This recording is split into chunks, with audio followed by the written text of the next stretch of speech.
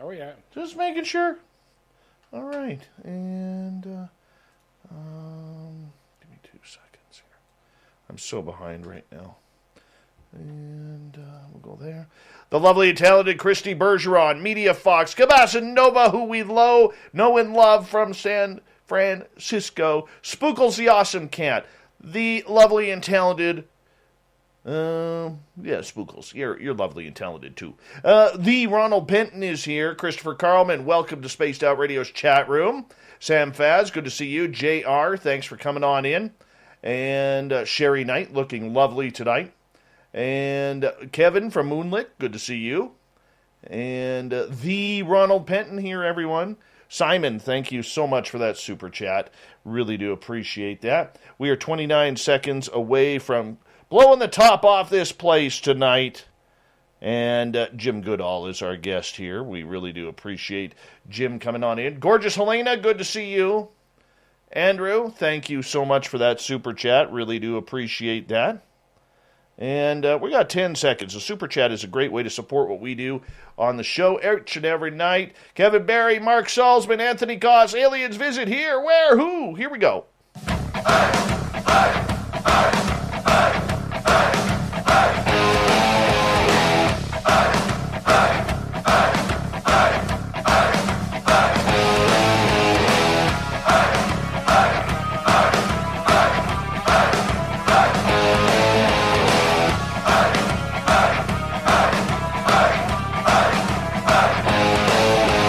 From the mountains of central British Columbia to you listening around the world, this, my friends, is Spaced Out Radio. I am your host, Dave Scott, sitting in the captain's chair of SOR headquarters.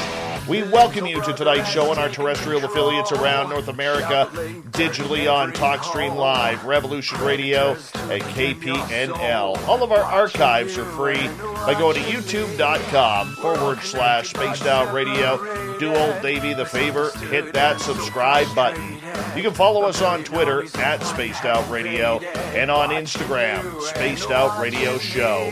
Our website is spacedoutradio.com, where we have a plethora of features for you, including rocking out to Bumblefoot and reading up on Captain Shirk's SOR Newswire. Tonight's show is brought to you by Chive Charities. Help make the world 10% happier by visiting Chive Charities today. You can find them on our website. When it comes to legendary, there are very few in the UFO world who actually can use that title and use it wisely. James Goodall is a good friend of this show and one of those incredible legends that we get the privilege to hear from tonight. His true passion has always been airplanes, and the spookier the better. He's been into aircraft and things that go bump or at least fast in the night as far back as he can remember. He's been honored to have met some of the world's top aviation designers, pilots, maintenance guys, and support staff for the likes of Lockheed Martin, Northrop Grumman, Boeing, and a few old aviation industries that merged and are no longer here. But you can find any of his books by going to any major bookstore across North America and the world. And this guy also earns the title as the first civilian ever to photograph the F-117 stealth fighter. Mr. Goodall, I bow to you. It's always a pleasure to have you here, my friend. How are you? Well, it's a delight to join you. I enjoy. I'm sorry I couldn't make it last time, but I always enjoy my time on Spaced Out Radio. So, and if I look like I'm blushing, I am, because Dave is just saying too many nice things about me. Well, you know what? Honestly, though, I'm not even trying to kiss your butt here, but you deserve it. I mean, you have a resume among resumes for authors. You've talked to some of the most secretive people in the United States. You've met with people whom the public will never, ever know what they know. I mean, when you look back and catalog everything that you have experienced over the years, my friend, I mean, you're living a life of an aviation legend. Well, it's a passion of mine. It's always been ever since I was a little boy. And, all my wives had said, well, you're obsessed with this stuff. And I said, well, it's either that or I'll become a drunk or I'll go chase women. sometimes it's easier to chase women than it is chase spooky airplanes, but I'm limited to the spooky airplanes part. Well, for you, I know your story, and you've said it a few times. I mean, that first time way back when you saw all of those bombers flying in formation, about 25 of them that were flying in formation along the California coast, that really resonated with you, that was what you wanted to do. You are a veteran of the United States Air Force. Thank you so much for your service and time that you did while in service, including the Gulf War of 1991. I mean, for you, when you look back on your career, whether it was when you were serving or whether as a civilian where you got up close and personal with the SR-71 and other black and stealth projects, what is your biggest accomplishment, you think, in this field? Well, first of all, I never in my wildest dreams when I was younger did I ever think, or did I even want to be a published author. I'm working on book number 29 right now, but I don't know, it's sort of like pushing a small pebble down a steep incline, in a snowy part of the mountains, and pretty soon you have a bigger thing rolling down, and next thing you know, you have an avalanche. And that's pretty much how my aviation background began. I mean, I'm not even sure how I got where I'm at with having people like Ben Rich as my friend. I spent 2.5 hours with Jeff Babbion on the 3rd of June of this year at the Skunk Works, where I did a book signing on my 75 years of the Lockheed Skunk Works. And then I got a tour of the X-59, which is a project made for being built for NASA. It is a technology demonstrator to be able to design an airplane that flies high, but primarily flies supersonic without a shockwave hitting the ground. And that's what they're going to be experimenting. It's a unique looking airplane. It doesn't have a cockpit window, and the pilot looks through a high definition TV screen in front of him. But plus, you can also look below. And I got a chance to stand up next to it with Jeff and with the your head of media, plus the program manager, and then from there we went over to the U-2 overhaul facility. That was a kick. I mean, I've always liked the U-2. In addition to me seeing my first Blackbird on March 10th, 1964, about the same. This is when I was at Edwards. About the same time, I had a chance to see 3 U-2s fly right over me on the way to North Base, and it was just I heard a roar, and I look and I see these slate gray gliders heading towards me. I knew what a U-2 was, but it had only been 4 years since Powers was shot down over the Soviet Union, and that was sort of the beginning of my passion for all things Lockheed, all things Skunk Works. So, and I didn't think it would end up like this. I mean, I hated, with a capital H, I hated term papers in school, both in junior high school, and when I went to the university. So, the fact that I'm a published author now with working on book 29, that by itself just surprises the heck out of me. I got to ask you about the U-2 because we're going to get into a lot of it tonight with you. The plane is over 60 years old. Why are they still flying it with today's technology? The old saying goes, if it ain't broke, don't fix it. The U-2 was, when it was first designed by Kelly Johnson, he wanted a high-altitude reconnaissance aircraft with a limited life expectancy, 2 years, 3 years maybe. So he made the airframe very, very light and decided not to have standard landing gear. They were going to have bicycle-type landing gear, a big wheel up front, small one in the back, and then outriggers that fall off once you take off. And it was only supposed to survive like 5 years until something better came along. And the design proved to be so solid that 60 years later, the advanced version of the U-2, then the first U-2s were U-2A through G, and that was the 80-foot wingspan, J-75 powered. Initially, it was a J-57 powered, but J-75 powered. And then they went to the General Electric, I think it's the F-118 engine, same engine that's used in the B-2 stealth bomber. And it's just, the Global Hawk doesn't have the electrical generating capability of the U-2. It doesn't have the carrying capability of the U-2 to altitude. The U-2 is an airplane that, when you looked at the specifications, you sort of laughed. This airplane's going to be around 60 years from now. You go, you got to be kidding me. Well, it's a design that is timeless. You look at the F-104 Starfighter, another Kelly Johnson Skunk Works airplane.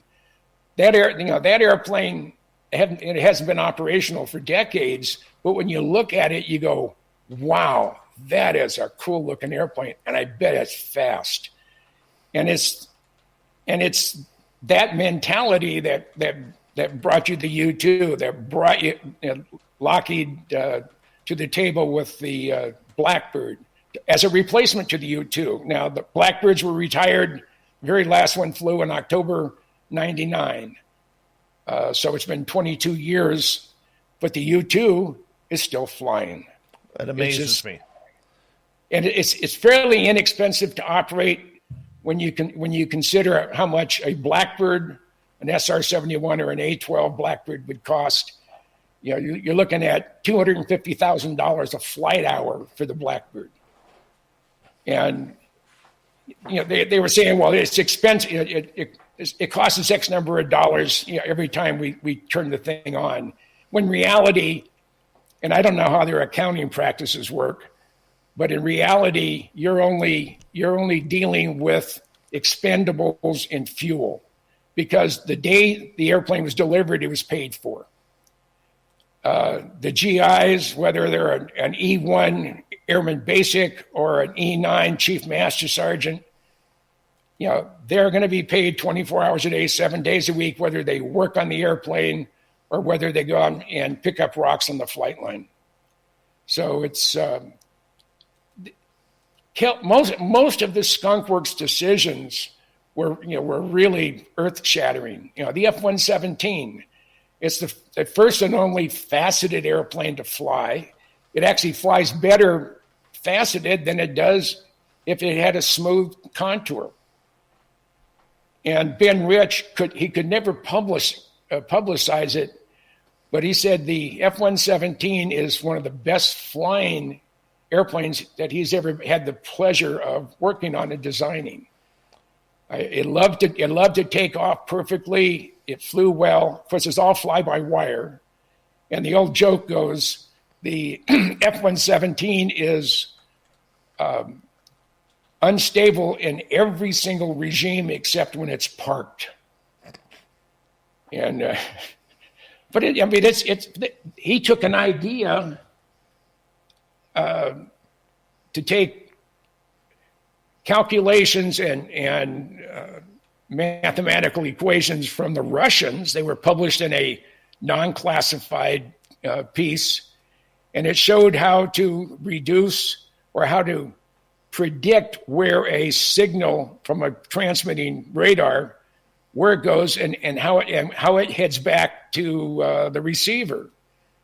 And on any way you look at the F-117, there's only 4 surfaces that are ever exposed to radar. And they're flat surfaces, so if you hit one, it's going to reflect away. The only place you can get a strong signal, if you were shooting directly underneath the F-117 and you hit the bottom, which is all flat. Flat surface, no matter, even if you're off 1 or 2 degrees, the signal's going to come, and it's not going to come back. It's going to go, and it's going to head away. And that's what stealth is. Stealth is taking the radar signal, either absorbing it or reflecting it somewhere else. And that's something that the Russians helped us with. And, the brain trust at the Lockheed Skunk Works helped us with.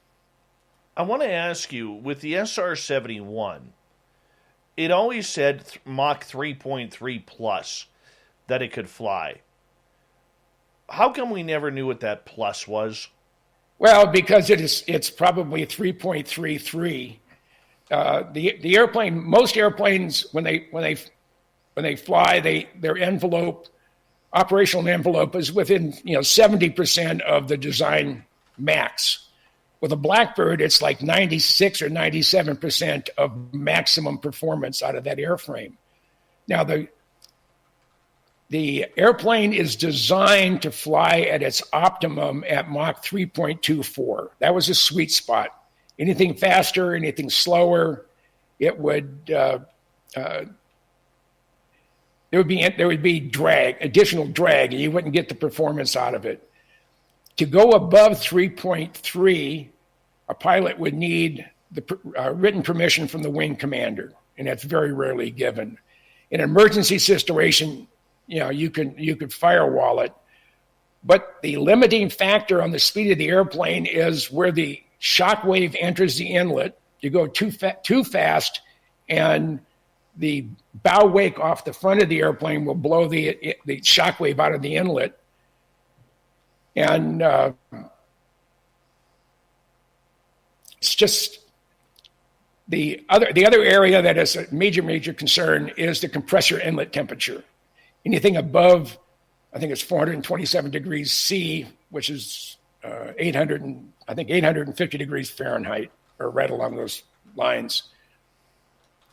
And the compressor inlet temperature is redlined at 427 C. So anything above that, you're going to start damaging the engine. You could possibly cause the engine to explode. And they've lost a couple airplanes to catastrophic engine failure. Plus, they lost a CIA pilot to catastrophic engine failure because they had a spike in the compressor inlet temperature, and then the airplane disappeared. For you, as you look back on the Black Ops programs, you got to meet people like the legendary Ben Rich. Yes. And you became good friends with him. You got to meet others in this field. Is it true, Jim, what we do know is that what Ben Rich said, where we've already got the technology to take ET home again? Well, he said that directly to me. He's stated it in it was a banquet for aerospace engineers. I think they're grad students from UCLA, and he made a comment that we have the ability to take ET home. But when I was with Jeff Babion, who's the new boss at the Lockheed Skunk Works, after he gave me the tour of the X-59 and some other stuff they were doing in there, nothing that the public doesn't already know about. As we're heading over to Site 2, we're in the back of a limousine. That sort of cracked me up. And who am I to get carted around with the boss of the Skunk Works in a limousine? So we're about halfway to Site 2, and I look at Jeff. I look him right in the eye. I say, okay, Jeff, what is the Lockheed Skunk Works involvement in UFO or UAPs, however you want it, flying saucers? And he looked me straight in the eye, and he said, Jim, I believe that stuff is possible, but I said, I honestly have absolutely no knowledge that Lockheed has ever been involved in any of this. He said, what happened before I came here, and maybe it's something compartmentalized that I have no access to.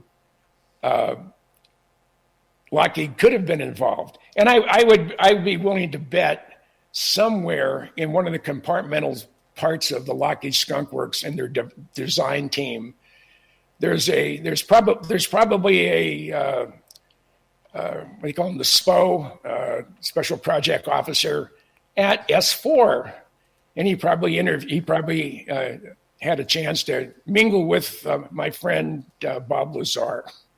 So, yeah, if there's something, if Skunk Works is involved in this stuff, Well, let me back up.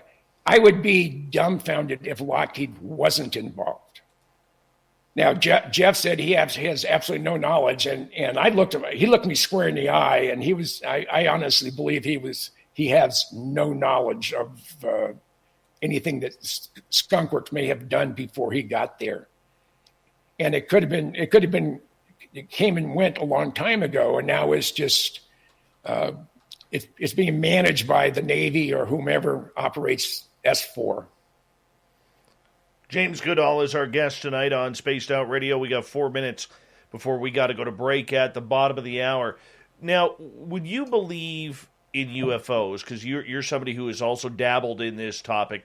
You've spoken at numerous UFO conferences over the years. How do you decipher and how do you get your information about whether or not it's theirs up in the sky or ours down here? Well, everybody I've talked to in the aerospace industry, I'm talking about most of the writers and engineers at Aviation Week, at Flight Global. I've been tied into the aerospace community forever, it seems like. And it's just sort of the stuff. I usually go to the source. I mean, when I was interviewing Dave Fruhoff, he's since passed away, but he was an SR-71 pilot, and he called Lynchburg, Tennessee, home. That's the home of Jack Daniels, for those who don't know. And if you don't know, shame on you. It's a good Tennessee brew, that's for sure. But I was interviewing. This is back in the late '90s, mid '90s, and we were talking about his involvement with the Blackbirds and stuff like that. And I asked him, I said, do you believe in UFOs? Because I was really talking about his Blackbird crash. And I said, do you believe in UFOs? And he said, absolutely, positively do exist. I said, well, you want to expand upon that? And typically when someone says something like that, and I say, hey, you want to expand upon that? And they say, never mind. But he said, sure. And I've told the same story before, and I'm not sure if I've done it here, but for those of you who've heard it, you can either go and go take a break or listen to it, one of the two. Dave said this is late 72, early 73. He's flying an SR-71 out of Det-1 out of Kadena, Okinawa. He's on a night training mission. He's at it's 11:30 at night. He's at about 78,000 feet at Mach 2.7. They didn't fly at Mach 3.2, except if they're going through some test cards or they're going over target. 2.7, you don't thermally stress the airframe or its components. So I said, okay. So go on. He said it was about 11:30 at night. We're flying straight and level. It's a 3/4 moon off the port side. And we're going through our checklist. And I notice I get a glint off of something metallic 5 or 6 miles away and maybe 6,000 to 7,000 feet above them, going at the same speed in the same direction. So he gets on the horn and he contacts Kadena on secure voice. He said, do we have another bird up? He said, no, you were in the briefing. You're the only one up there. I said, no, I have company. I'm going to go take a look. So he advanced the throttles without taking his eye off of the object. And all of a sudden his backseater said, hey, Dave, we have company. I said, yeah, I'm going to go take a look. So he advances the throttles. Now, the SR-71 will fly at Mach 2.7 in minimum afterburner. It's a constant afterburning engine, but he's an absolute minimum throttle. Jim, I'm going to get you to hold on right there. We're going to finish this SR-71 UFO story when we come back from the break here at the bottom of the hour. I hate doing this, people. I hate when this happens. But we're going to all have to pause. We're all going to have to wait, because we got to get some business taken care of here on Spaced Out Radio. The legendary James Goodall here with us tonight. UFOs, Are they theirs? Are they ours? The stories continue after this.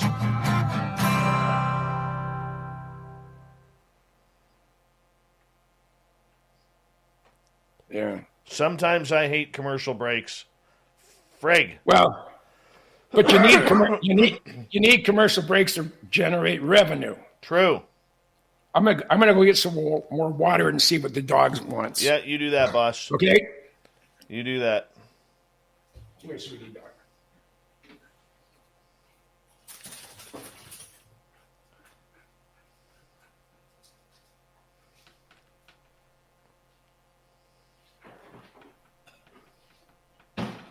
Mm-hmm.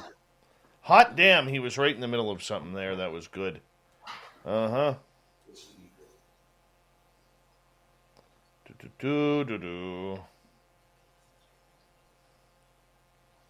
Thanks, John Hudson. Got it.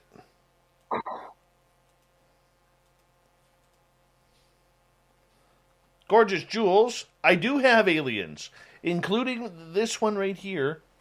This is my favorite. This one comes from Alaska's greatest athlete. I love this one. Right there. Hold on, we'll bring it back a little bit. I love that one. That one's got like powerful energy. No, I decided to go button up tonight. You know, we got a legend on. I can't look like a slob all the time there, Apollo 11. The gorgeous and talented Tammy Jackson has returned. Where's gorgeous Amy? Oh, where did she take off to? I know she's hiding somewhere listening in. She's not really a chatter, but easy cow, what a show. Cool.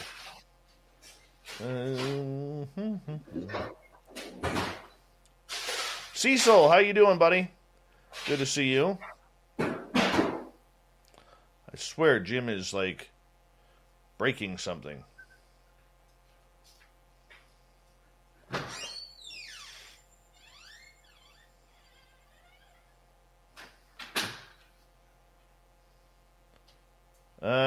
No, I don't have a necktie on. Mark Sanchez, what's going on down in Southern California? Good to have you here, my friend. All right. I want to welcome back. Oh, there's Michael Lastuca, everyone. Take a bow, Michael. Well, I forgot to announce who will be signing autographs after tonight's show. Jesse Peak will be signing autographs. Line up to the right of the studio, to the right, and Cat Chaser will be signing autographs. You got to line up to the left. Now, remember, people, Cat Chaser does not like eye contact. So just go up to the table, kind of turn your head the opposite way, and she will sign it for you. It's just that easy.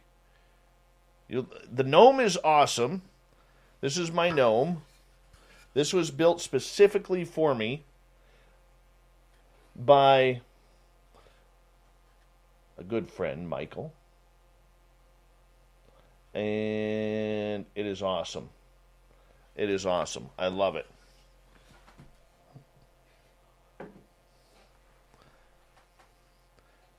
Mm-hmm.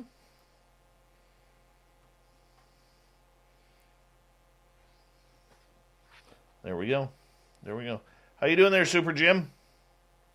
Talking to me? Yeah. Yeah, I'm doing good. Surprised you don't have your cape on tonight. Oh no, it's in the cleaners. Yeah. Okay. Just making sure.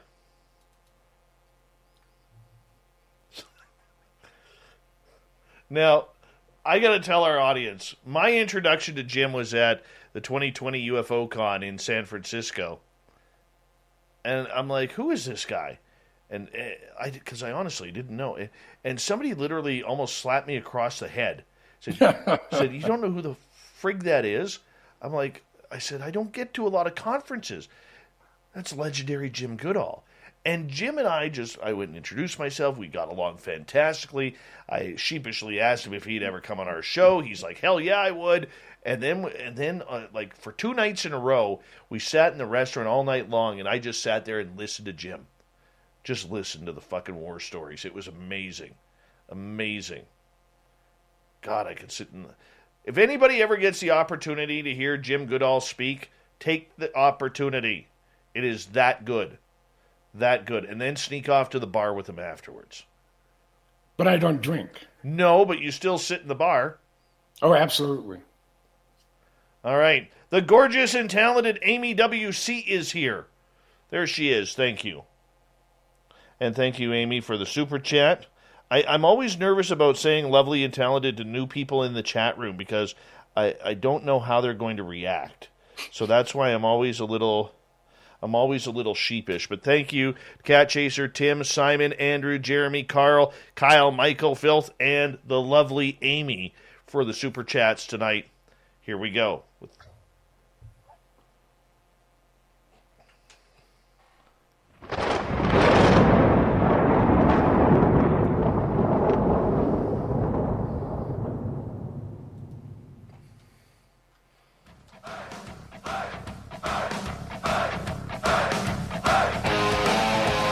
Continue on with Spaced Out Radio tonight, second half hour underway. My name is Dave Scott. Thank you so much for taking the time to join us. Really do appreciate earning your listening ears. Want to remind you that if you missed portions of this show or others, check out our free archives by going to youtube.com/Spaced Out Radio. Just do me the favor, hit that subscribe button. Our website is spacedoutradio.com, where we have a plethora of features for you, including rocking out to Bumblefoot and reading up on Captain Shirk's SOR Newswire. Follow us on Twitter at Spaced Out Radio and on Instagram at Spaced Out Radio Show. We continue on tonight with legendary author James Goodall. And right before the break, I horribly had to cut you off for the break when you were telling an amazing story of an SR-71 pilot over Okinawa, Japan, having an encounter with a UFO. Okay, now, well, I'll go back where I left off. Dave was at, this is Dave Fruhoff. He was at about 78,000 feet, Mach 2.7, when he sees something following him. This is at night, 11:30 at night, three-quarter moon. He calls Kadena, calls the command post, and they said, "No, you're up there by yourself." He said, "No, I'm not. I'm going to go take a look." So he advances the throttles. He starts climbing, and that's when his backseater says, "Hey, Dave, we have company." He said, "Yeah, I'm going to go take a look." And as he's climbing and he's banking towards the object. It's about a 10-degree bank. He never took his eye off the object, and he said it wasn't a smooth craft. He couldn't make out the shape, but he knew it had edges to it because that's what he's getting, the glints. It's metallic, so it's shiny, and he's getting it was a three-quarter moon at that altitude, puts out an awful lot of light. So when he was about maybe 1,000, 2,000 feet below it, and now a mile or so away from it, still can't make out the shape, this thing takes off on about a 30-degree angle of attack and leaves him in the dust. I mean, like he's heading the other direction. He figures that he lost it at about 180, 200,000 feet in altitude and left him probably going somewhere in the neighborhood of Mach 12, Mach 16. Wow. And I mean, he was blown away. And of course, back in the 70s and even through the 90s, I asked my boss, it was General Gatlin. I said, General Gatlin, I said, if you were to see a UFO, and he says, I chased one. I said, oh my God, I got two now.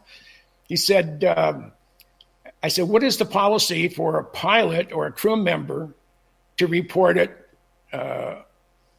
flying saucer or a UFO? And he said, you're better off when you land, go to the O Club, take a couple stiff drinks and go home and talk to yourself. Because the only thing that's going to happen back in the last century is that you'll be ridiculed. It will affect your career, and they'll think this guy has a loose screw or two. It was not a career enhancement to see or report on a UFO. Now on his UFO, this is the mid-1950s. He's on alert in an F-94C, and it's another Skunk Works derived airplane from the P-80. And he's on alert, and they get a call to the alert hangar from Findlay Air Force Station, which is on the North Shore of Lake Superior, about halfway between Duluth and Thunder Bay, Ontario. And they get a call, there's an high-speed unknown over Lake Superior heading towards Minnesota, heading towards Findlay. So they, in alert, they jump in their airplanes. Within 5 minutes, they're airborne. They're in full burner, which you can't be very long in those older airplanes, but they tried to get out into the area that it was last reported in. And General Gatlin said he could see this object in front of him, and he's closing in on him. And this is during the peak of the Cold War. I mean, it's shortly after the end of World War II, shortly after the end of Korea. So we're a little bit trigger happy. So his WISO, his weapons systems operator, in the back, he turns on the threat, the weapons radar, and as soon as he locks on, the radar goes boom and dies. So he resets the circuit breakers, powers it up again, tries to lock on again. As soon as he locks on, the radar dies. And this went on for 3 different times, and this thing is now hauling tail heading towards the shore, heading directly towards Findlay. Then Findlay gets on the horn. He said, Duluth F-94s. I said he was heading right towards us, but he didn't go past us. So I don't know if it just disappeared or what. And General Gatlin, at the time he was a major. He said he went into full burner to try to catch up to whatever these things were. And he said, well, the reason it's not showing up on your radar, as he now can see it, it says it's directly over your radar and bubble. They had one of the geodesic domes. It's in Minnesota, about northern tier countries. And as they got closer, all of a sudden, this thing shot straight up. And it was visibility unlimited, and it went right to the roof. Now, to continue to go back with Dave Fruhoff, I said, well, is that it? And he said, no. I said, when I retired from the Air Force in 1980, I didn't want my security clearance and everything to go to waste, so I applied for a job and got it. He got a job as facility manager at Area 51. What a terrible place to have to be. Kidding. A facility manager. So he was really curious, and he knew most of the guys that were there. And he said he waited a while. He was there about a year before he started asking questions, because you don't ask questions in that environment. You start asking questions, and you're out of there. So over drinks or dinner, he started talking to some of the guys and said, "Hey, back 15 years ago or so, did we ever flight test anything that could outrun an SR-71? And everybody said, no. Why do you ask? I said, well, just curious. And he did that for the whole 5 years he was there. And I said, well, did you get any answers at all? And he said, no. I said, but one thing I did learn, I was facility manager at Area 51. There's no underground facility there. I was responsible for absolutely every single structure within the confines of Area 51 and the test site. And he said, that doesn't mean that there aren't underground facilities in the Nevada desert, because it's just on the other side of the Papoose Range. They have the ability, that's where the Nevada test site is. They have the ability to drill a 36-foot diameter tunnel through solid granite, and you can make about a foot an hour, and you can hold within a few thousandths of an inch of being, right on the center line. So the ability is there. But you have to take into consideration when you have an underground facility, there has to be an entrance and an exit. Power, unless it's a small nuclear reactor, and it's all self-contained, and you'd have to have a place for for exhaust gases and stuff to be vented. There has to be some venting in there somewhere. And he said, I've been all over that place. I've flown all over the test site, both the Nevada test site and the Nellis Range, as well as, the entire, I think it's 750 square miles of Nevada that the government owns. And he said, I've flown all over it. And he says, I'm always looking, and I've never seen any evidence. It doesn't mean it doesn't exist. So he said, I said, well, what about this place called SOR? He said, well, he's heard some people commenting on another place in the general vicinity, but he never knew of an actual place called SOR. Now, he did ask some of the old timers that were there in the late 80s and early 90s who flew the red and whites. Those are the Janet flights that fly out of McCarran. They fly out of Palmdale, Air Force Plant 42. They fly to Hill and fly out of Dugway. And that's primarily spooky transport. That's basically what it is. They go to all the real secret locations, the classified locations. And he said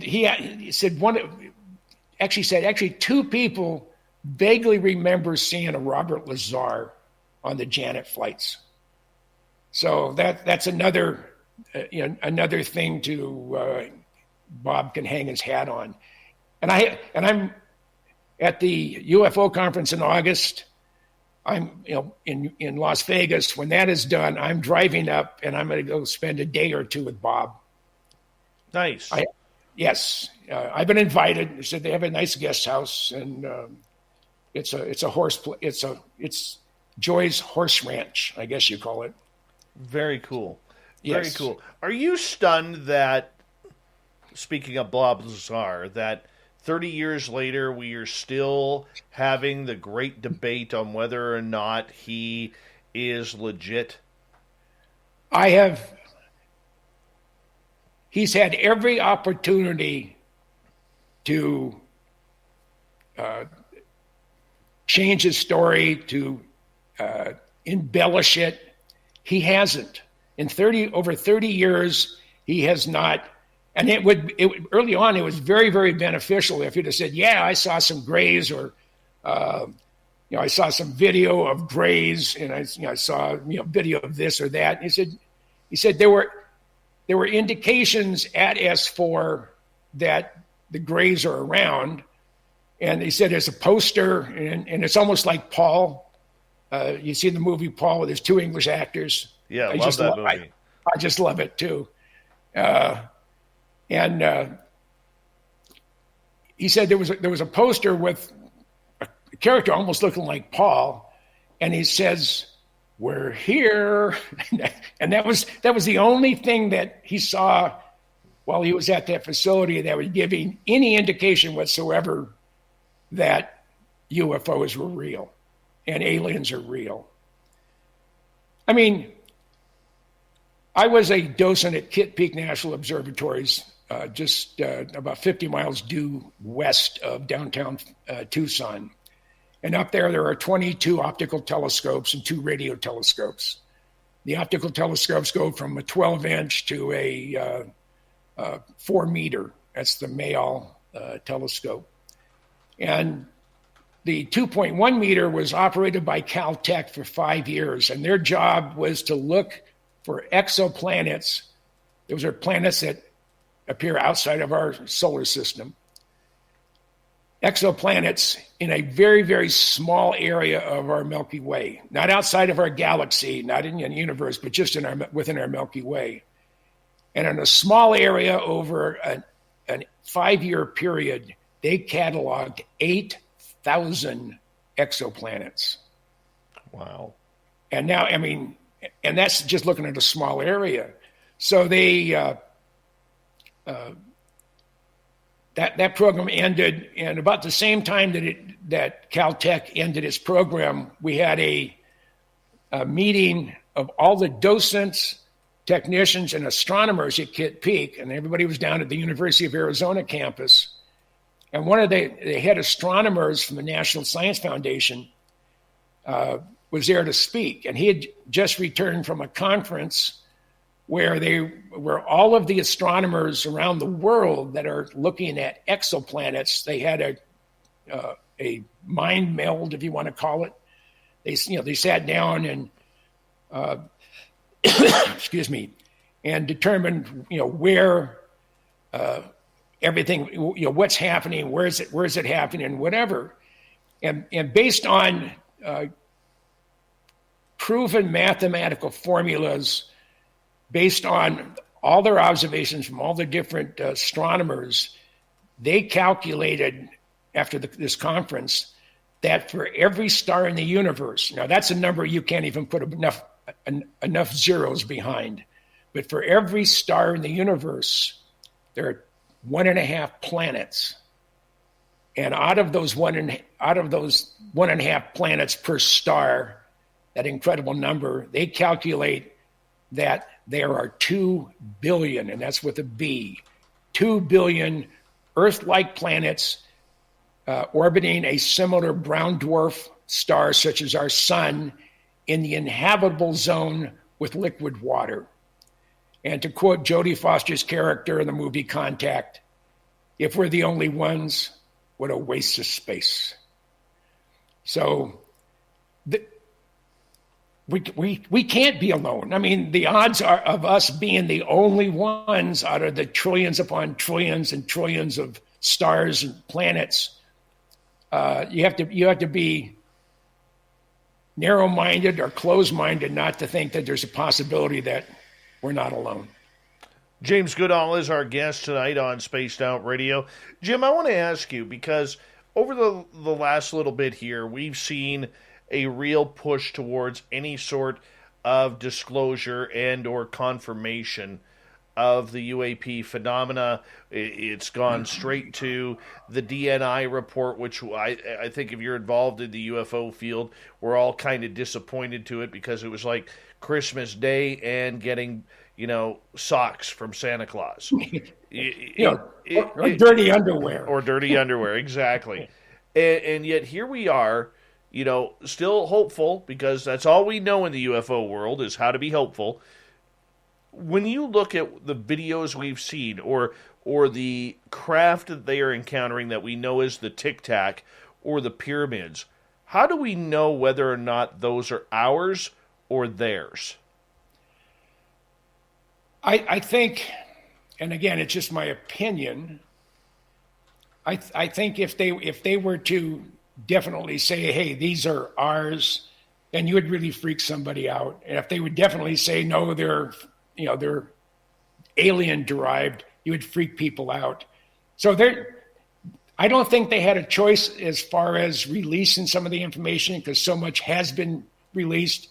And when a pilot or a crew member or even someone in the military, when they formally swear that they saw a UFO or a UAP, and they're not summarily chastised.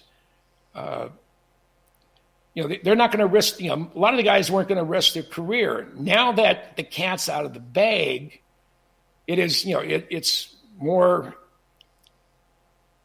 It's easier to tell people what you saw, and a good example of the paranoia that is involved in disclosure. Now, this goes back in, it was the mid to late 80s. I was at Cannon Air Force Base in Clovis, New Mexico. And my escort was a staff sergeant from public affairs. And I was going to go out and photograph as many of the F-111s that I could. And as we're heading towards the flight line, I said, well, where were you stationed before you came to Cannon? He said, Bentwaters, Wheat Ridge. I said, oh, you were there when the UFO landed. He slams on the brakes. I mean, and he's a black gentleman, and he turned gray, literally. I mean, the color went out of his face. And he says, if you make one more comment about about where I was and what may have happened, I will have you escorted off this base. I said, hey, I just asked a question. Sorry if you got offended. And I didn't say another word, but that was another nail in the coffin, so to speak, of the UFO deniers.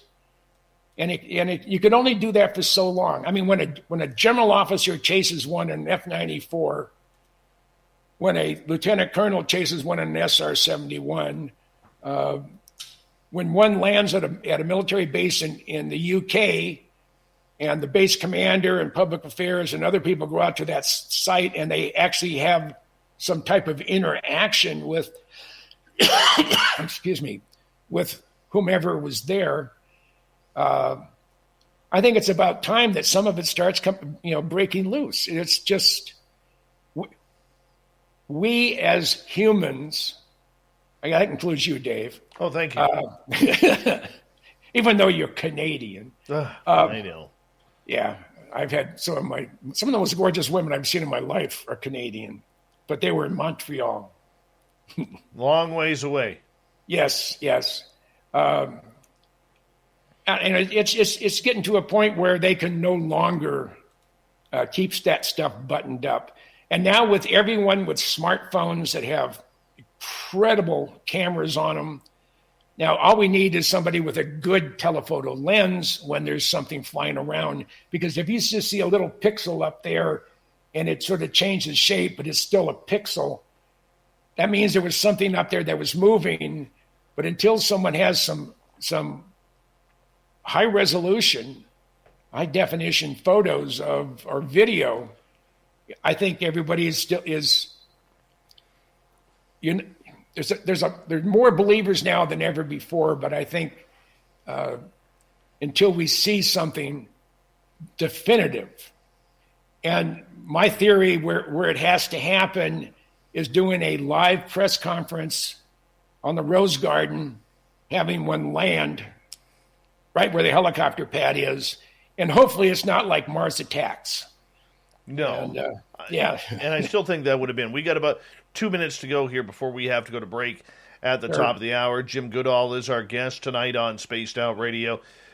There is the great debate whether from majority of the people who are debating this are amateurs. They've never served time in the military. They've never, studied anything except amateur aviation.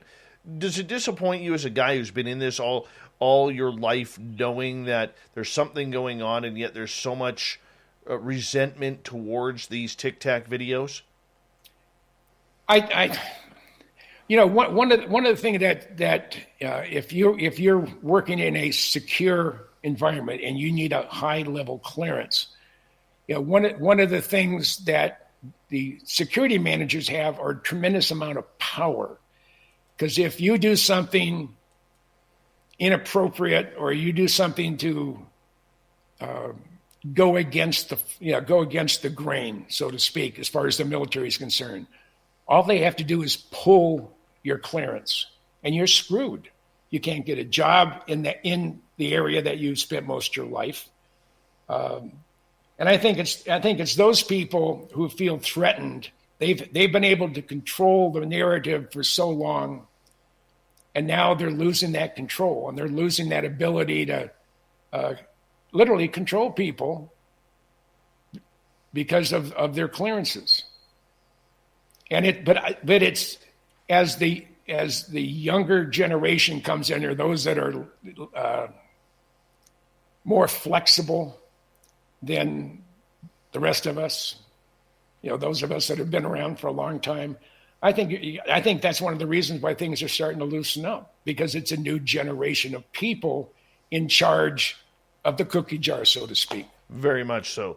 Jim, I'm going to get you to hold on right there because we are going to go to break here at the top of the hour. And what an interesting show so far. 1 hour down, we got Jim for another 90 minutes here on Spaced Out Radio. You can find any of his books at any major bookstore in the aviation section, because they don't have a woo section.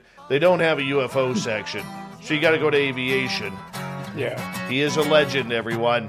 We're glad he's not only a friend of this show, but loves coming on the radio with us as well. James Goodall, hour 2 next on Spaced Out Radio with your questions.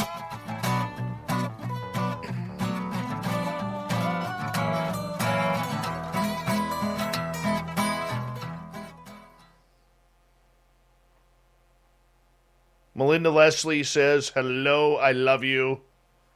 Say hello back. She can hear you. She's in the chat room. Our YouTube audience can still hear us now. Do you want to chat with them? Because I got to run my dogs outside. Well, I got to get some water. Okay, I'll just put your mic on mute, and I'll be right back, okay? Okay, sounds good. Okay. Be right back, people.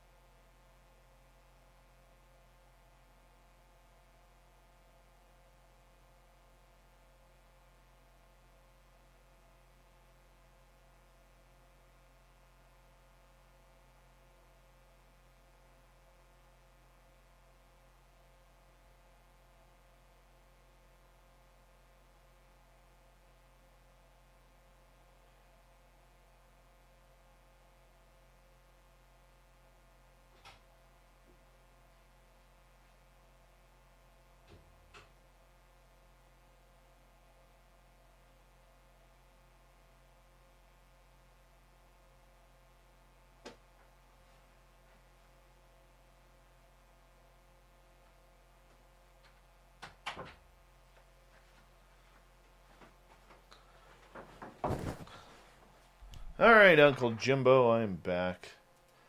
Let's get you all set up here. Yeah, All right. speaking of Leslie, we had a fun time in Sedona. Was it the first weekend after Memorial Day? We went out to the Bradshaw Ranch on Saturday night. Oh, that was really. I mean, it's not. I don't think it's as spooky as Skinwalker, but it was a real strange place, and the fact that it was an operating restaurant and bar there in the middle of nowhere is really quite amazing. It was a fun group of people. Nice. Yeah. Awesome. I wish I could have got down there for that. I really do. Yeah, the borders closed. If you want to be an illegal alien and snake in, you'll be okay. Well, I was thinking of claiming refugee status. Where you'd probably get it. I would love to move down there. Once my show takes off and we get picked up, I'm moving to Vegas. Big thank you to Apollo, Alicia, Elaine, Carl ×2, Amy, Filth, Michael, Kyle, and Jeremy, Andrew, Simon, Tim, and Kat for the super chats. Here we go with hour 2, everyone.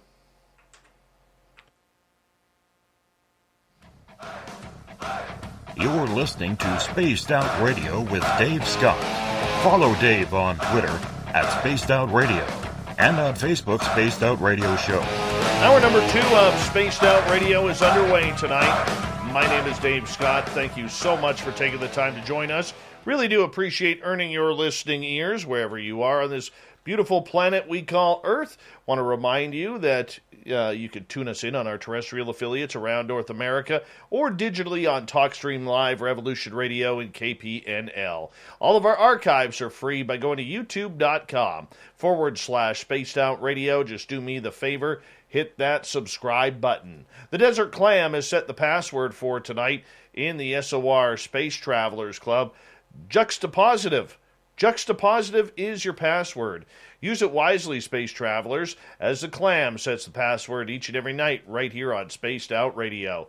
Our website is spacedoutradio.com, where we have a plethora of features for you, including rocking out to Bumblefoot and reading up on Captain Shirk's SOR Newswire. Follow us on Twitter at Spaced Out Radio and on Instagram, Spaced Out Radio Show. Legendary aviation author and historian Jim Goodall is with us tonight. UFOs, are they ours? Are they theirs? Whose are they? And what's a black project and what's not? We're hitting it all tonight. You can find any of Jim's books at any major bookstore around North America as well as online. Jim, welcome back. It's my pleasure. I want to open this up to the audience because I know they have a ton of questions. And normally when we have you on every few months, I'm so filled with questions that I kind of bypass them. So let's get to it right now. Black Rabbit is asking, Jim, are there any good SR-71 stories a la Chuck Yeager and the Sled Driver?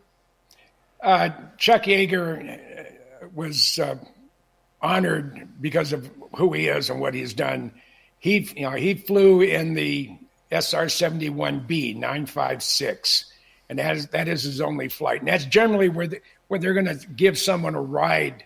Back in the day when the Blackbirds were operational, it would be in the trainer, the instructor pilot in the elevated rear cockpit, and the guest rider, if you want to call it that, in the front. So I do have a picture of him after his one and only SR-71 flight, and I tried my damnedest to get him one, but the only thing I ever accomplished was being in the cockpit of an A-12 Blackbird at 33,000 feet at Mach 0.72 inside another airplane.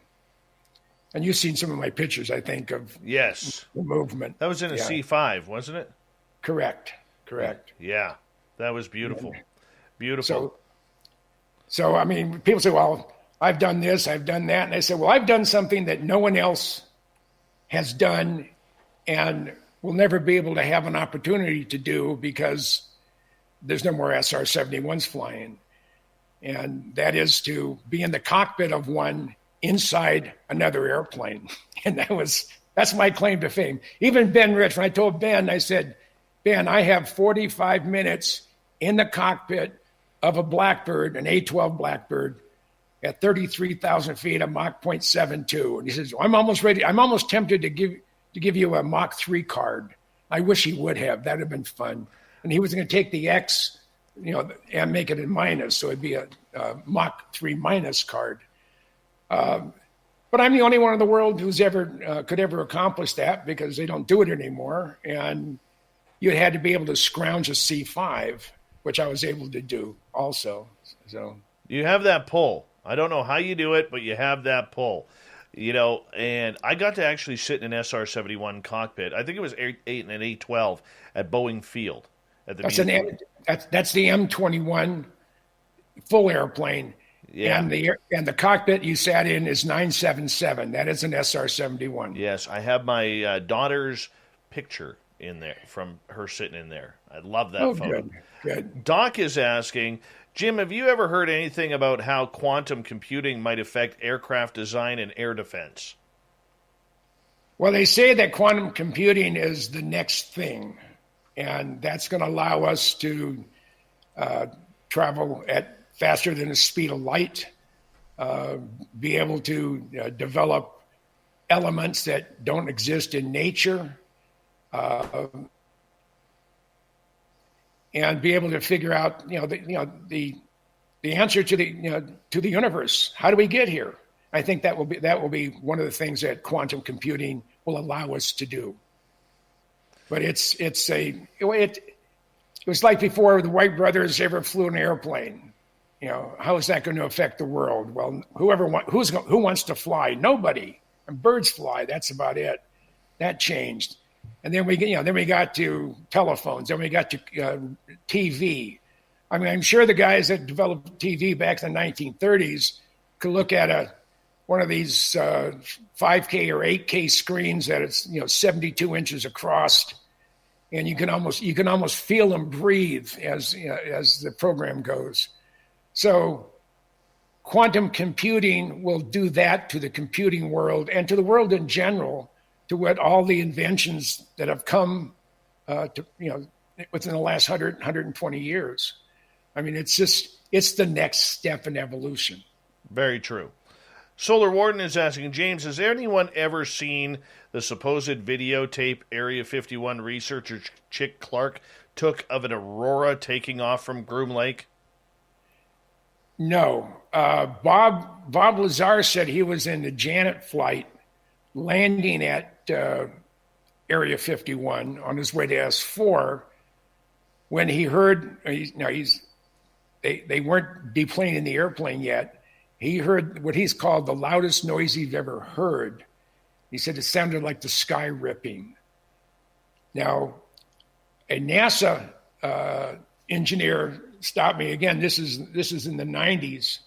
He said, Jim, you know a little bit about everything. I said, don't I wish? He said, what can you tell me about aurora? And I said, all I know is that a number of people have heard the noise, heard the sound of aurora, and Bob was one of them.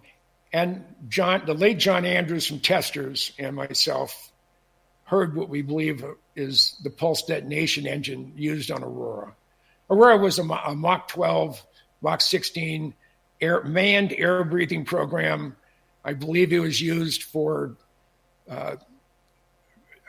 not necessarily treaty verification, but it was used to map out and to be able to track down fissionable material that was supposedly lost and or absconded with when the Soviet Union collapsed. And I believe the airplane, we have the ability in P3s, now the P8, which is the replacement for the P3, to look down on a warship from another country and be able to tell from the air, looking down on it, how much fissionable material is on that ship.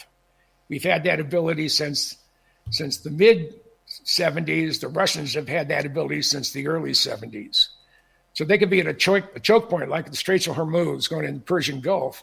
They could be on the shore looking at a ship, and they can tell you there's X number of pounds of fissionable material, the equivalent of X number of bombs or warheads. Really?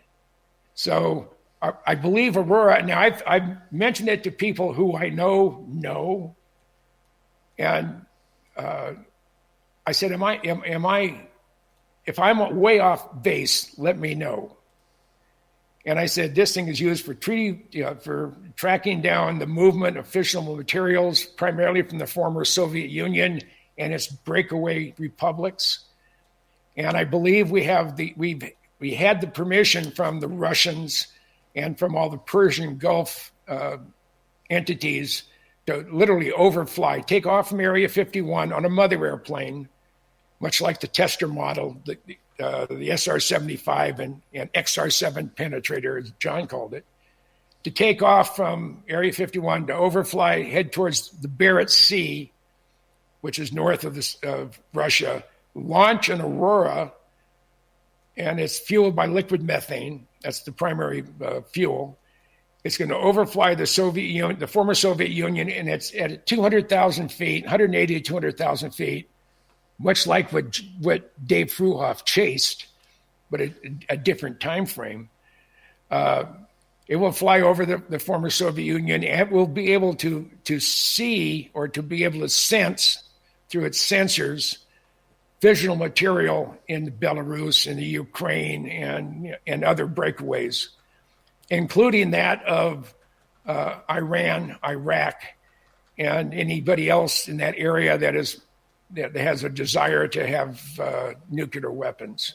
And they could recover Diego Garcia, or they could be refueled in midair from a KC-135 or probably a KC-10, which is a DC-10 military version. And there's no difference. It isn't any more difficult to air refuel with a cryogenic fuel as it is with Jet A or JP4 or JP7. So a recovery team would be in Diego Garcia. It would launch. It would meet the Aurora, air refuel it. It would go back to Mach 12, whatever, and fly back to Area 51. And you remember back in the early 90s, there was all sorts of double sonic booms. We believe that those are the Aurora coming back. Right. I got a question for you. When they are in flight refueling on a project as secretive as the Aurora, do they have certain KC-10s or 135s that will refuel them? Because I can't see those being the same people who are refueling the F-15s, F-16s, and so forth. Well, they could be the same people, but they typically will stay with one squadron and maybe two, depending on if they need capabilities in the East Coast and the West Coast. So you have a dedicated air refueling team that has been vetted and cleared to see things above top secret. Right. And that's how they do it. Okay. Let's go to Kevin's question. Jim, what are the last 4 major projects that came out of Skunk Works? I think the most exciting one that no one's talking about is their compact fusion reactor. And you're saying, well, what the hell is that you're going to use for? They're developing non-radioactive fusion reactor system that will fit in a 40-foot standard container box that you see going down the train tracks or being loaded on ships or being in people's backyards for storage. A 40-foot one that will have the power to supply electricity for a city of 100,000 people. And it cannot do it can't melt down. The core can't melt down. It requires no maintenance. It is a totally self-contained unit, and the end product is non-radioactive once the thing has reached its life expectancy. And what is being designed for is for our military, whether it's Army, Navy, Marines, or Air Force, or whomever, or Space Force, land at a remote location. You're in the middle of the Saudi frontier, or worse, you're about 200 miles north of Winnipeg, and you're going to create a facility there for whatever, and there's no power plants to bring electricity in, or generators would be cost an arm and a leg. Fly the container in on a C-17 or a C-5. I don't think it can fit into a C-130. So it'd have to be one of the bigger transport aircraft. Offload it. You have the ability almost instantly to have enough power for a small city. Right. And you may need an operator or someone who knows where the on switch is and where you plug in the rest of the town. And that's basically it. That's probably the most exciting thing. The other thing I mentioned earlier is the X-59, which is a supersonic test bed to determine if, through shaping, if it could reduce the shock wave at ground level. And what it is, they're trying to figure a way that we can have supersonic aircraft, commercial aircraft, going across the United States. Right now, you have to go subsonic, and it's something that they've wanted to do ever since Congress decided that you can't fly a supersonic commercial airplane over populated parts of the U.S. The other one I'd have to say are there's unmanned spooky birds such as the RQ-170, which is the Beast of Kandahar. They have a half a dozen unmanned aircraft that have been flying. Some of them are one-offs. Some of them, took off and then crashed. But if you don't break things, you're not expanding the envelope. The other area is Lockheed is building a 210,000 square foot facility that it's going to share with Boeing, and it's going to be on ISR, which is intelligence, surveillance, and reconnaissance. And I asked Jeff, I said, what does that entail? And he said, I can't tell you, other than the fact that it's ISR related, and that it's a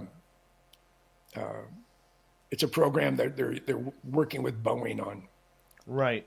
Let's go to more questions because they are piling up here, if you don't mind. YJ is asking, what elements of the SR-71 carried forward to propel our next generation of suborbital flight?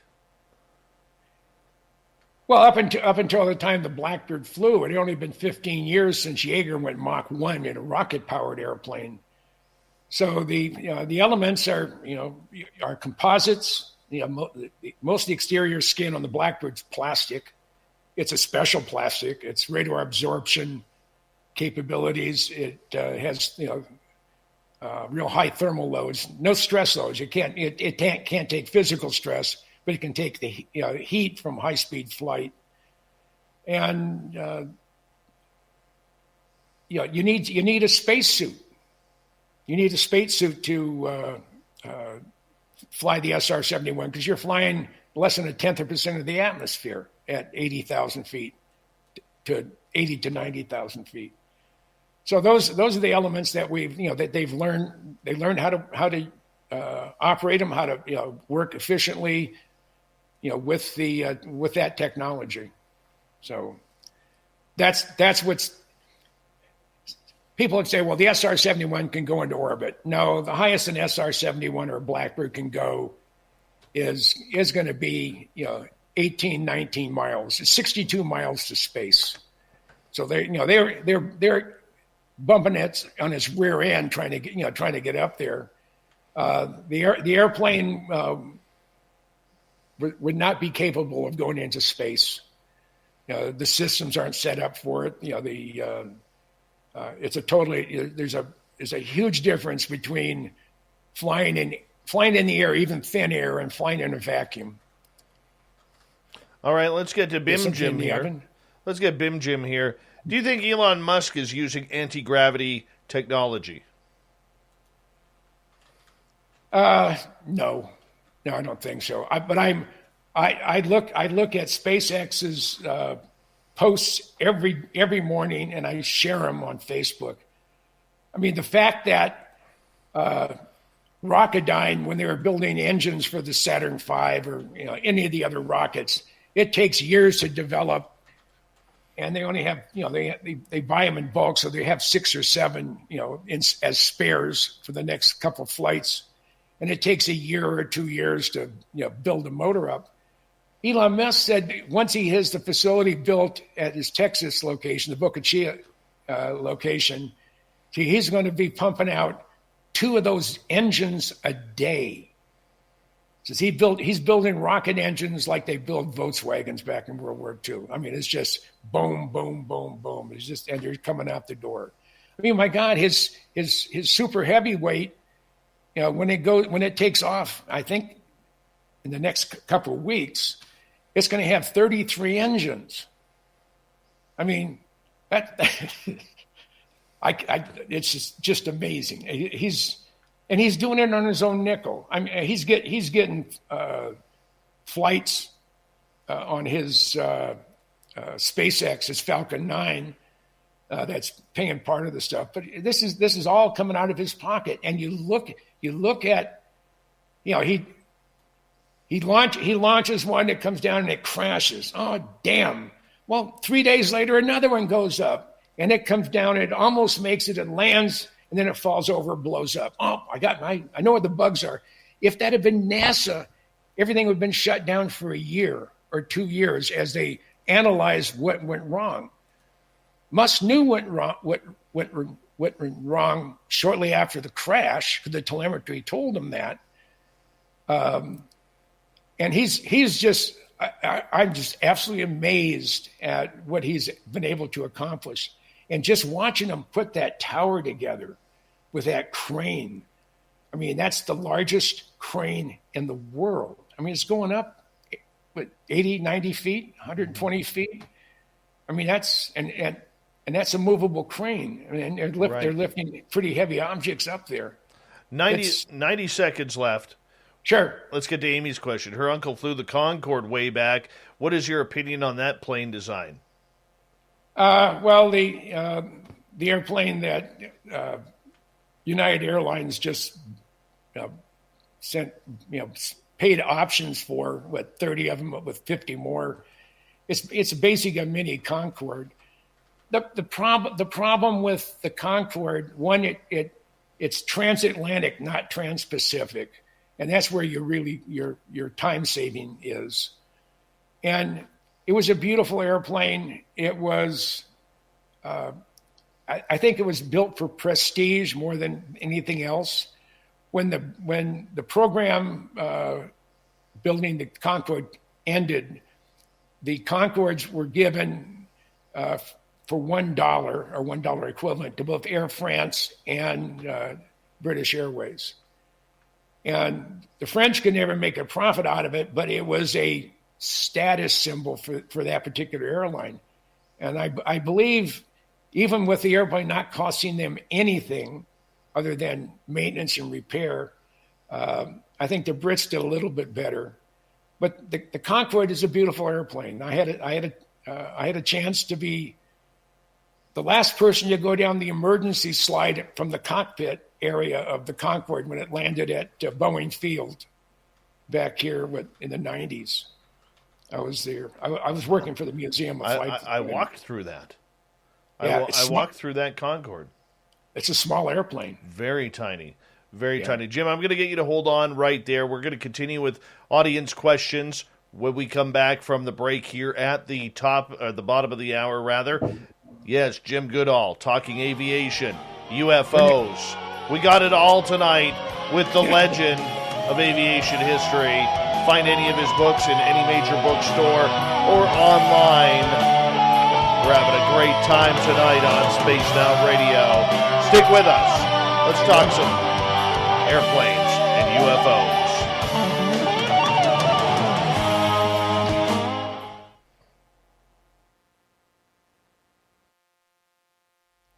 All right, we're clear. I'm amazed how fast the time goes. I know. And I really enjoy it. I mean, I don't have any airplane friends here in Tucson. I don't even have any UFO friends here in Tucson. I pretty much keep to myself. I have a. You got to move. You got to move. No, the only place I would go back to, even though it's mostly destroyed now because of the pandemic, and that's Hawaii. I spent 4 years there as a curator at the Pacific Aviation Museum in Pearl Harbor, and I just miss it, and because I probably had more adult friends that I acquired versus being pawned off to husbands from friends of my wife or my wives, plural. I've had a couple of them. Well, you're on your second hand now, aren't you? Number 4. I know. I'm just teasing. Yeah. The first one was 20 years, and she's like my sister today.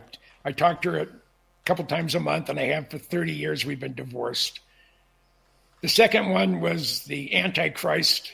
She was punishment for something evil I did in a past life, and she's Greek in that years. And then I was married to the fraud who took me for everything, and I didn't know I was being taken. And it was a fun ride until I realized that not only don't get the brass ring, she sold the carousel from underneath me. So, but then I ended up with Rosemary, and she's you got a winner. Yeah. She's a character. She's a retired flight attendant. She's my Nazi. She's 100% German, and that goes along with my dog too. They're brown-eyed radicals. Yeah. So, but I mean, not many wives would say, it's okay if you have a Corvette. Oh, you want to go on a 2-week, 3-week road trip? Well, have a good time. Don't forget to call. And I do that all the time. I mean, Jennifer is wondering if you're part of the Friday pilots down in Tucson. No, I don't know of them. Me either. I know some of the quiet birdmen, and I can't be a quiet birdman because I don't have a pilot's license. Else I would. Right. And that would be a group I'd enjoy, being with. So. Yeah. And I'd like to to volunteer at the Pima Air and Space Museum, but the current executive director, for some reason, got pissed off at me because I corrected him on something privately 10 years ago or whatever. So when you're an asshole now. You're an asshole now. Yeah. And they need people. That's the thing that's driving me nuts. They need people. Oh, I don't know what it is with museum curators, Jim. I could strangle the ones here. I could. Oh, speaking about because they're out of room, the de Havilland Comet, the world's first jet airliner that I spent 10 years working on, may go to the museum up in Sydney. 1 second. Block Chic, why would I feel super creeped out? I don't know. Let me know about why I'm creeped out. 1 second here. I know I missed a bunch of questions here because the chat room skipped on me twice. It's moving so fast. So if I don't get to your question, could you please do me a favor, retype them, and I will get them to Jim. And appreciate that. Cat Chaser, thank you for the second super chat tonight. Apollo, Alicia, Minister Elaine, Carl ×2, Amy, Filth, Michael, Kyle, Tim, Simon, Andrew, and Jeremy as well. Really appreciate the love and support of Spaced Out Radio that you guys show. And hi, D. Swagger, how are you? They're still coming in. That's awesome. And, we've got about 30 seconds here, Jim. Okay.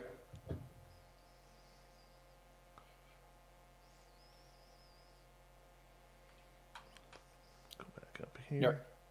Anytime you want me on, I'll just. Oh, we're going to have to bring you back. Thanks, Chad, for that super chat, man. Really appreciate it, brother.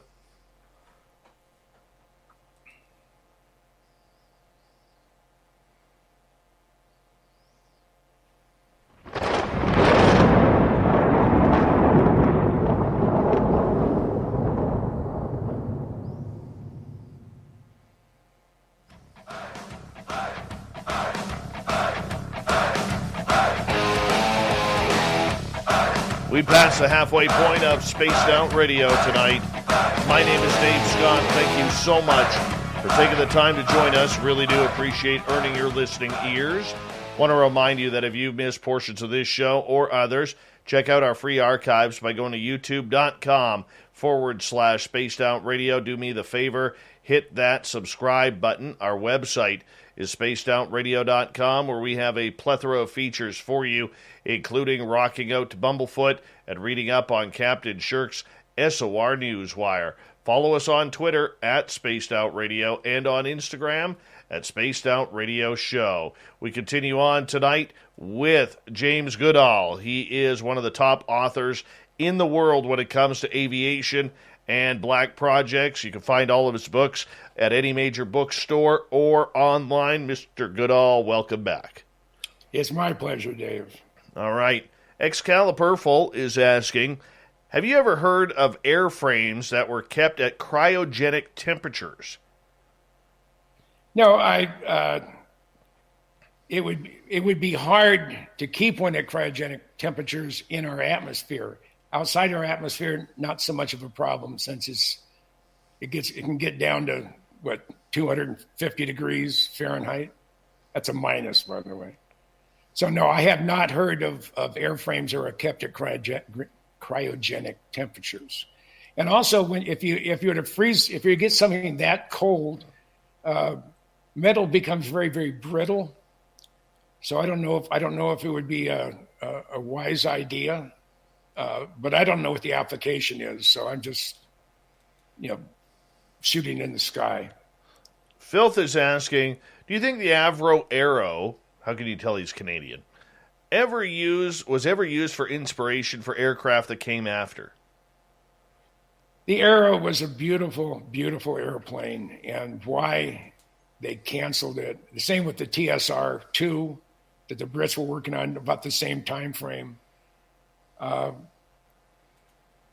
Did it give inspiration to something that followed it?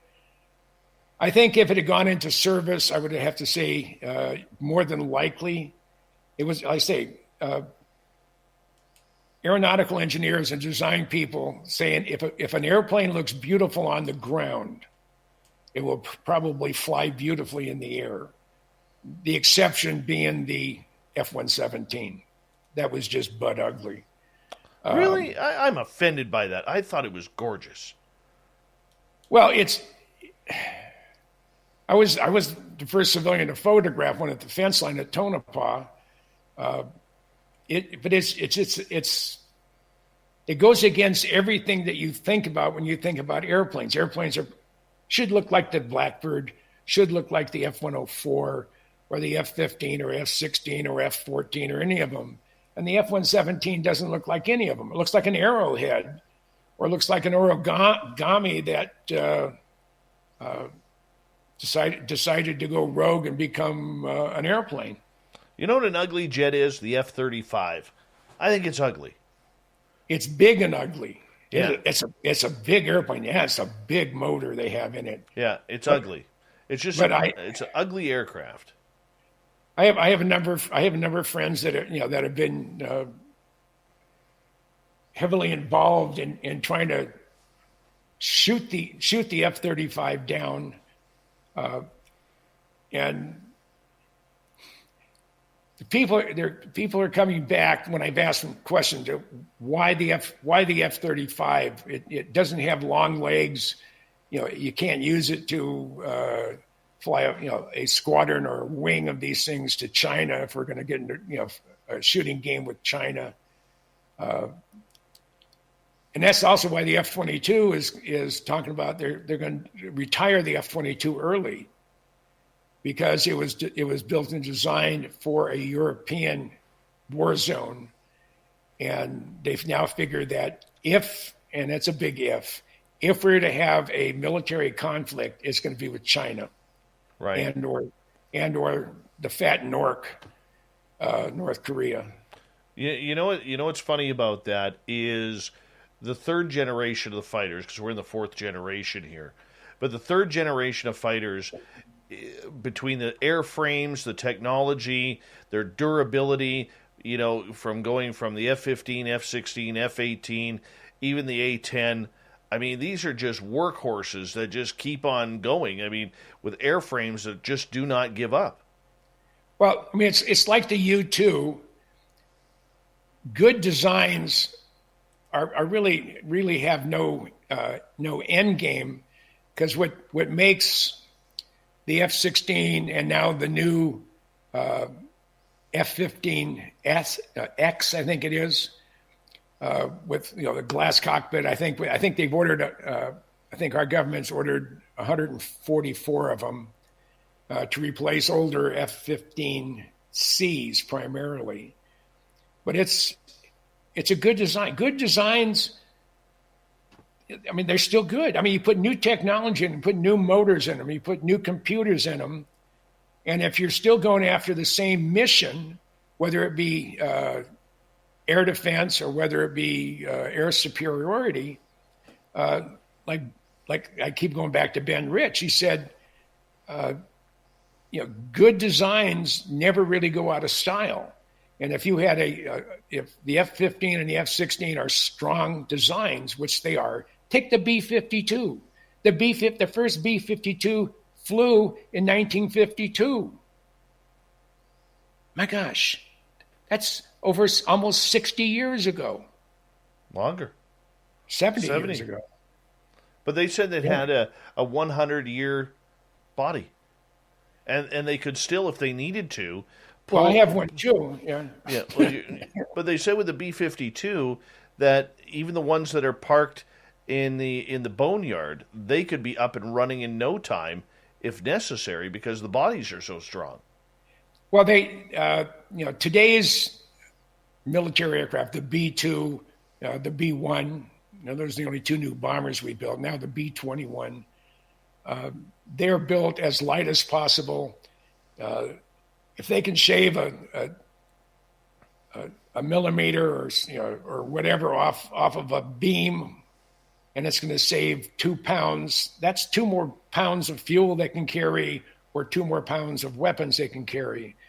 The B-52 was built to withstand the rigors of 24-hour-a-day flying around the sky. Back in the 50s and 60s, up until, I think it was the mid-80s, maybe the early 80s, where we were still flying, we still had at least a dozen B-52s in the sky, fully loaded with nuclear weapons, much like the movie Failsafe. I don't know if anybody's old enough to have seen that movie. It's also a good book. But it's something that the airframes had to be able to withstand takeoff and landings and long times in the air. And typically, if you're just flying, you're not going to stress the airframe, but you're flying in all kinds of weather, so that thing's bouncing all over the place. And it's just, we had at one time almost 800 B-52s. Yes. Now I think there's 74, 75 are considered, mission capable. Right. Or have that capability. Let's move on here. Apollo is asking, have you ever heard of the Alcubierre warp drives? No. I'm sorry, I have not. All right. Not a problem. Not a problem. Block Chic is asking, What is a sonic black hole? Have you heard of this? I was going to get disgusting, but I decided not to. I'm not sure what they're referring to as far as a sonic black hole. That's okay. I mean, when you go through the air and you punch a hole through the air, you're creating a hole. But it's a black hole. I have no knowledge. Black Rabbit is asking, what is your opinion on the Phoenix Lights case? Well, I live in Tucson, so I'm only 90 miles away from Phoenix, and I have a lot of friends in the Phoenix area that have seen the lights. My thought, I haven't seen them. I haven't seen the lights myself, so I can't. I really can't say this is my my opinion of what I saw. Is just from what I heard. There's a remote possibility that those were flares that were being launched out of the Barry Goldwater bombing range, which is not that far south of the city. It's probably 100 miles away, but if you're high enough or whatever, who knows where light can travel to? I mean, because of atmospheric inversions and whatever. So, the person who asked that question would be Michael Schratt. And I know he would love to be on your program too, by the way. I thought he wasn't allowed to do interviews right now. Well, he's gotten real. It's a delicate situation. He works for a major aerospace company. Yes. And someone saw one of his UFO podcasts or YouTube pieces where he mentioned the company he eventually went to work for. And their anti-terrorism task force pulled him into a conference room and had a conference with him for an hour or so. And they basically said that we're watching you. So I think he's gone a little bit overboard as far as his level of paranoia and not being able to keep his job. Well, he's still got to live. Oh, yeah, absolutely. Absolutely. No one does better research than Michael. Nobody. Agreed. And he has, I think he said 70 or 80 4-drawer filing cabinets filled with documentation documenting specific UFO sightings going back to the late 1800s. And wow. He put together his book. I think because of the pandemic, things sort of got slowed down a lot. Right. But he was going to he started, I think he had an ebook that had 18 chapters, and he covers 18 specific programs with beautiful graphics and first person interviews and all the supporting documents that goes with it. I think it'd be worthwhile for you, and I talk to him 2 or 3 times a week, and I know he likes what you do, and he likes Spaced Out Radio. I'm a fan of his, big time, and so am I. And at first, all I ever heard him give a presentation was in San Francisco. He is amazing. Yeah, amazing. And the thing that's sad, he doesn't think anybody thinks he's worth anything, as far as. Do you remember when in San Francisco, the last time we were there, when Joe and Ben from UFO Garage and myself, we were giving him the Wayne's World treatment of we're not worthy. Yeah. Honestly, I mean, Michael is such a humble man. Yes. And doesn't understand the impact that he has had on the UFO community with his incredibly accurate research. And he is a one of a kind. And he said, "Well, I'm just following your footsteps," referring to me. And I'm 76 years old, so I have 25 years left of going out in the desert and having little red dots on my chest. Michael is a one of a kind, and absolutely nobody spends the time or energy during research that Michael does. Nobody. And he is I can't say a diamond in the rough, because he's a known but undiscovered true gem of a researcher. It's an absolute shame when you see, and I want to move on to other questions here, but it's an absolute travesty, Jim, when you see Michael Schratt not on barely any documentaries out there about UFOs or flying craft, and you see the same talking heads who give the same speech on the same documentaries each and every time. You know what I'm saying? And here's Michael, who is literally a wall of encyclopedias on this subject. It's ridiculous. Joe is asking, what's your favorite World War II aircraft?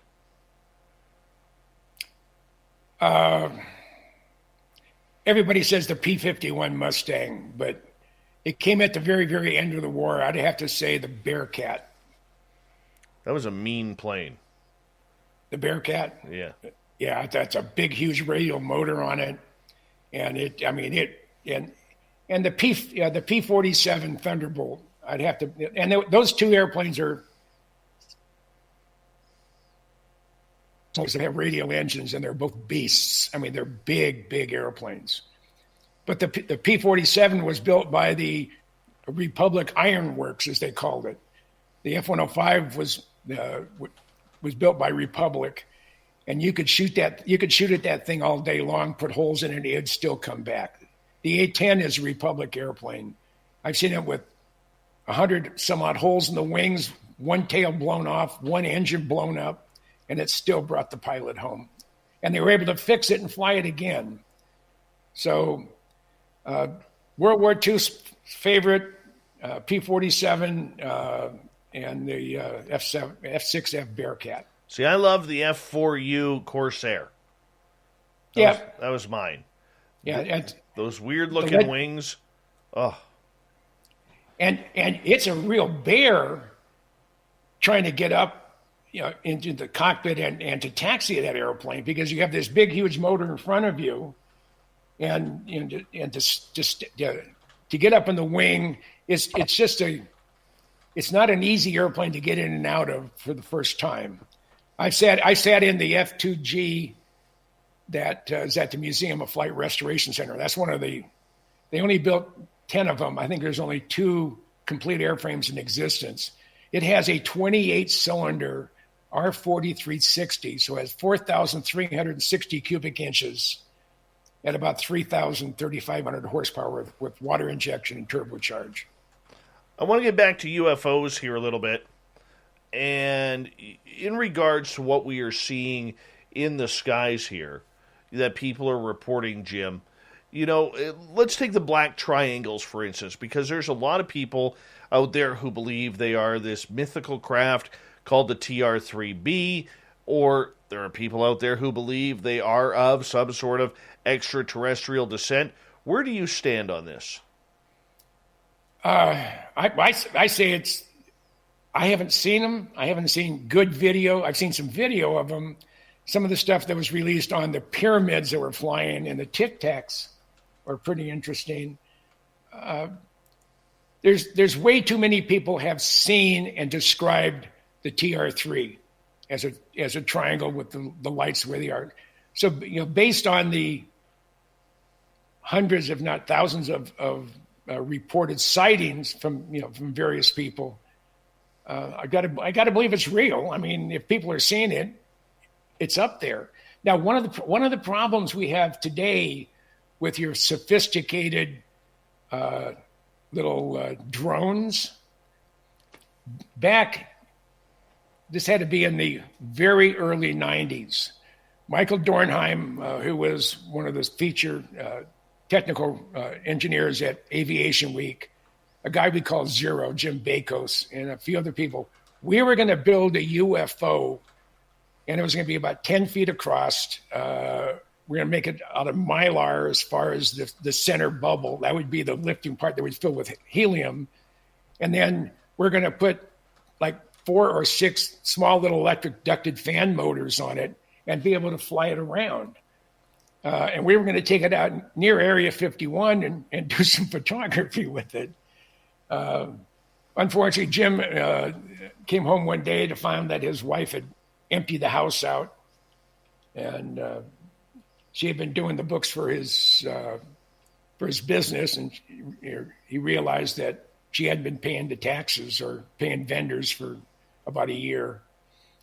So he lost his business. So we never went forward with it. But now you look at the new technology. When I was at Sedona on the 4th, 5th, and 6th of June, a month and a half ago, I was there with the Garage UFO guys and Joe and Ben, and I just absolutely adore those two guys.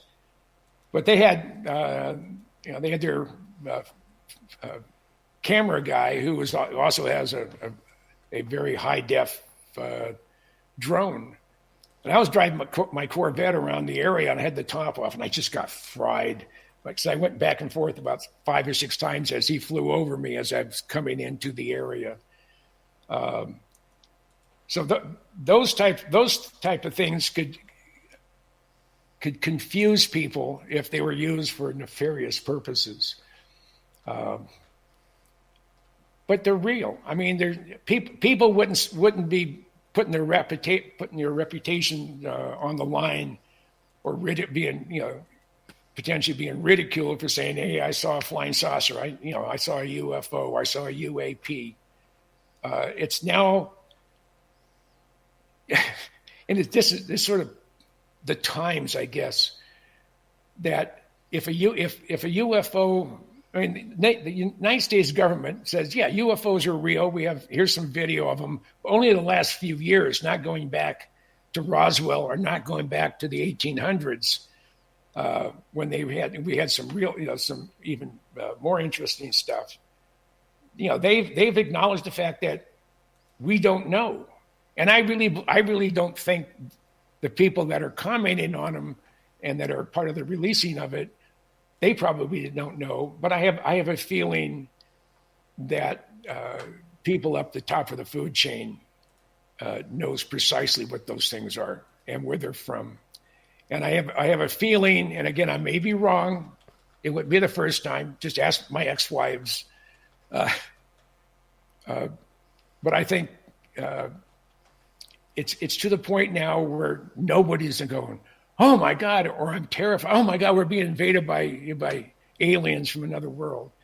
I think possibly some of the reason why things have not been released over the decades or centuries, if you want to put it that way, is we may not be in charge of the dissemination of the information. But because so many people now have video cameras, high definition video cameras in their back pocket or their purse or wherever, or at the end of a stick, those things, you can't hide that anymore. So that's one of the reasons I think the federal government, and I'm really disappointed. I really thought the executive order that President Trump issued before he left office, that it required all federal agencies to release everything they had on UFOs. And they haven't.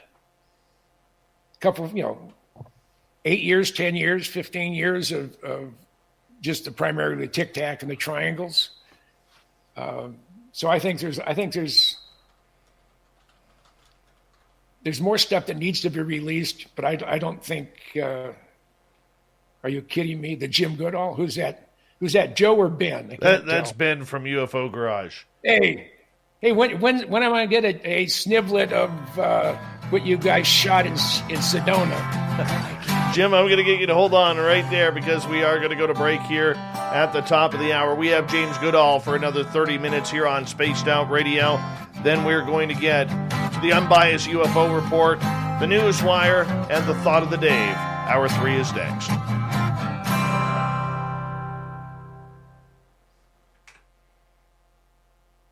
right, Jim, I'm going to take a quick break here. I'll be right back.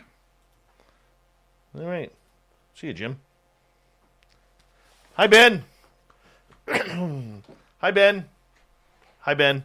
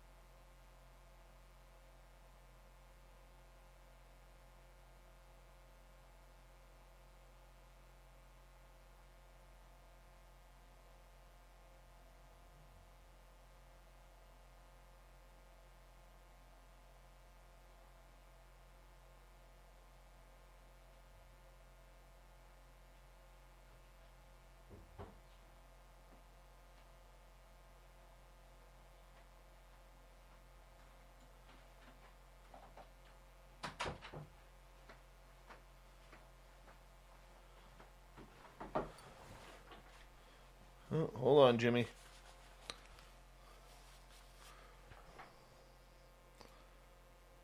All right, now I got to get rid of this one. There we go. There you are.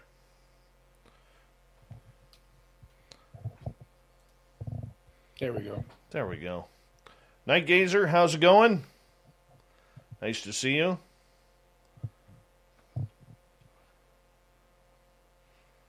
Yep. Jim effing Goodall here tonight, everyone. Jim effing Goodall. Yeah.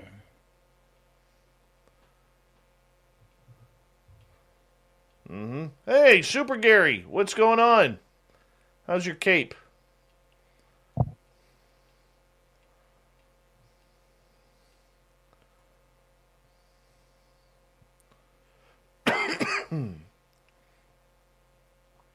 By the way, Gary, great work today, buddy. Great work.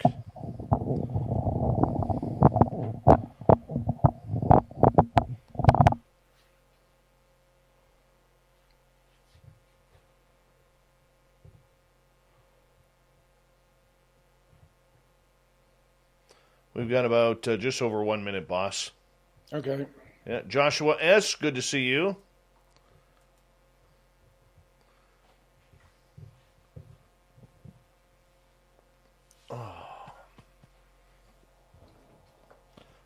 Justin S., what's going on?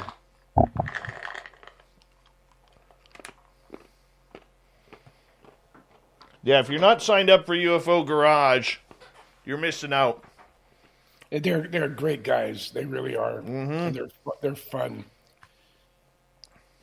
Very fun. And they Yep. produce a great show. I don't promote a lot of shows, but those two, Ben and Joe from UFO Garage, I love speaking about them because they deserve all the accolades that they get. Those young guys, they work hard. They have a lot of fun. They don't take themselves or the topics overly serious. You know, even though they're promoting a very serious show, can't say enough about them. Cannot say enough about them. We got about 10 seconds here, boss. All right. All right.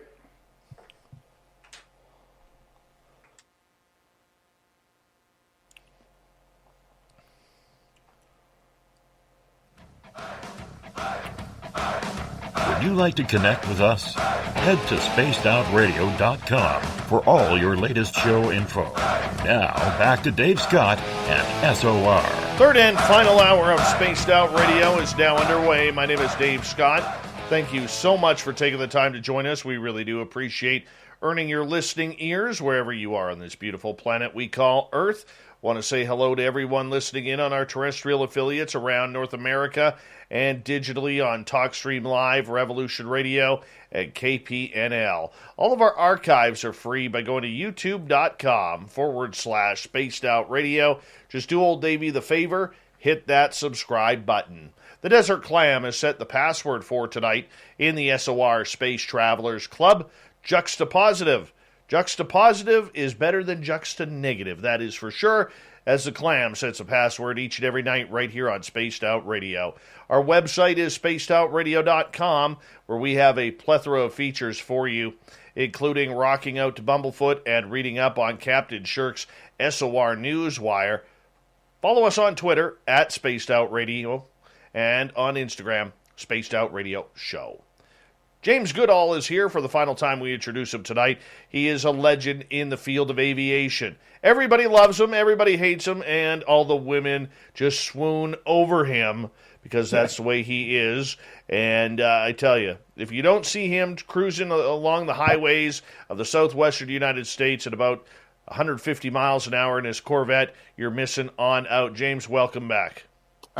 Pleased to be here. Always a pleasure to have you here. Yes. I want to ask you, out of all the sources that you have, and I know you are a believer in UFOs, you are a believer in the secrets of Area 51, you've known people who've worked there, from everybody from Bob Lazar all the way up to people whom we would never recognize their names. Are you 100% committed that the United States knows more about UFOs than what they are letting on to with the DNI report and all the other reports that have come out about this? My statement is absolutely, positively yes. No question about it. I firmly believe that our government, of other people and for other people, supposedly, they have information on what's been overflying our airspace, overflying our nuclear weapons facilities, being chased by blackbirds and everything else. I think our government, in those deep, dark places that no one knows about, has all the information necessary and all the information it needs on who built those craft, who's operating them, and where they're coming from.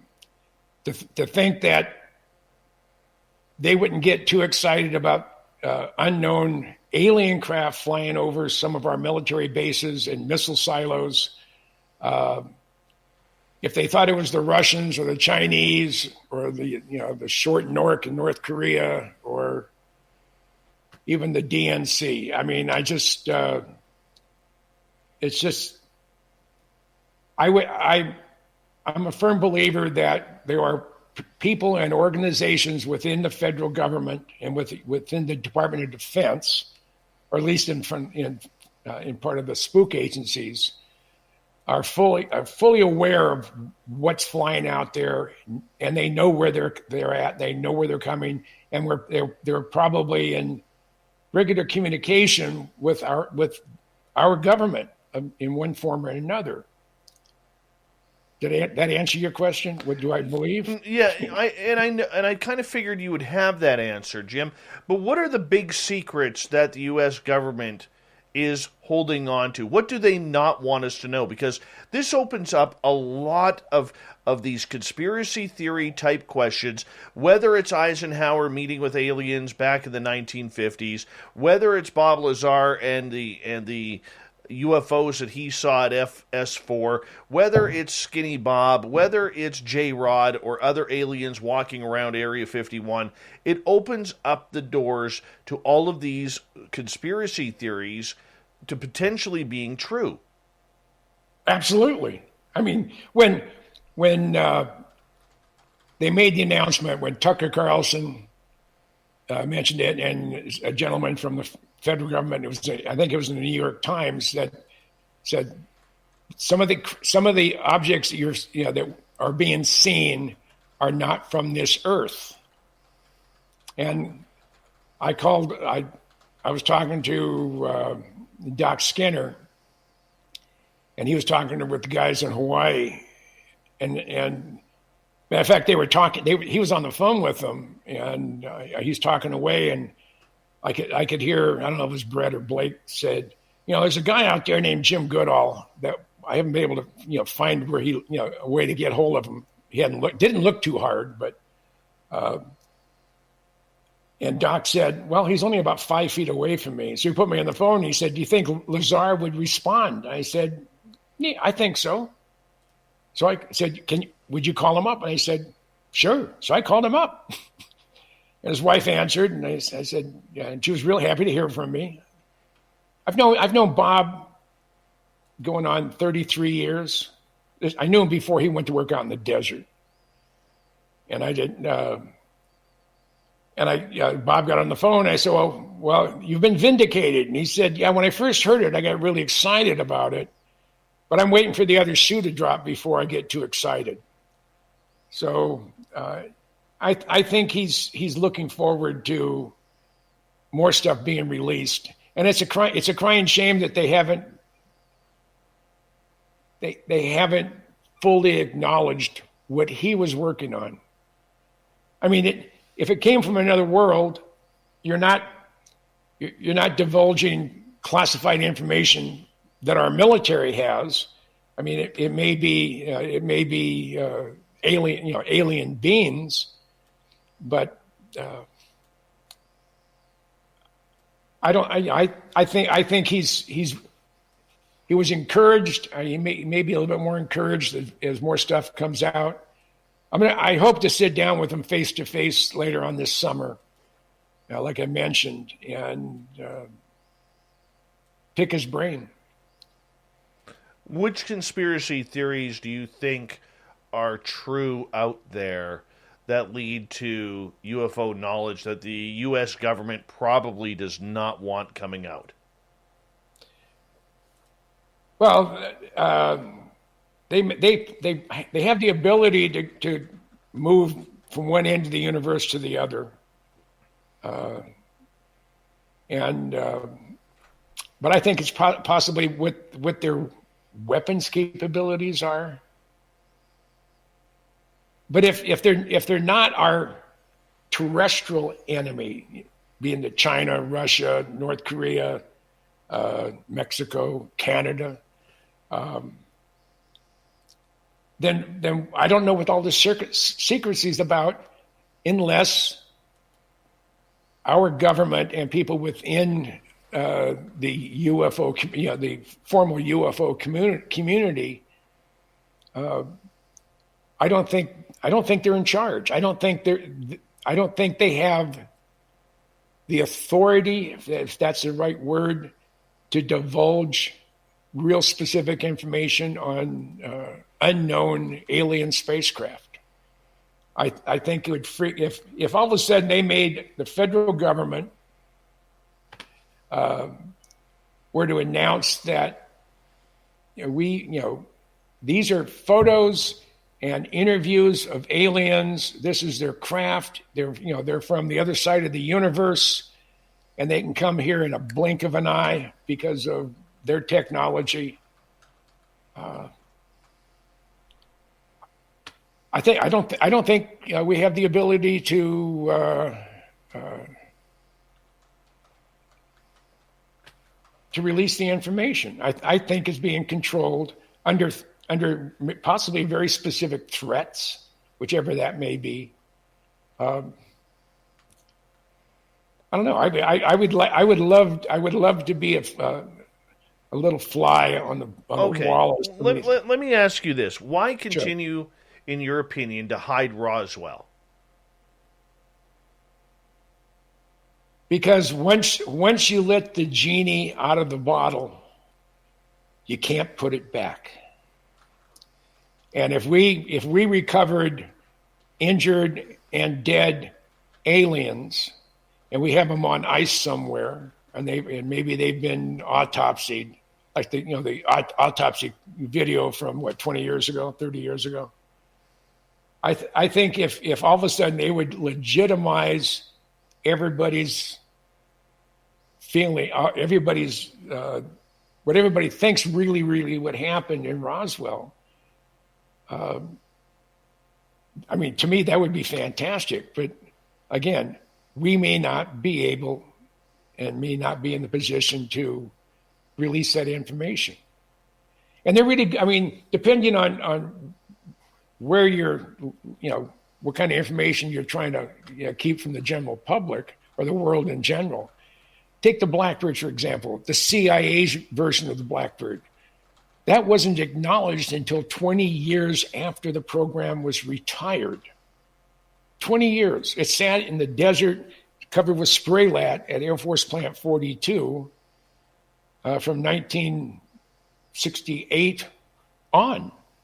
It was there at Palmdale. Yet they were sitting baking in the sun. First they were in hangars, but then they finally moved them all out.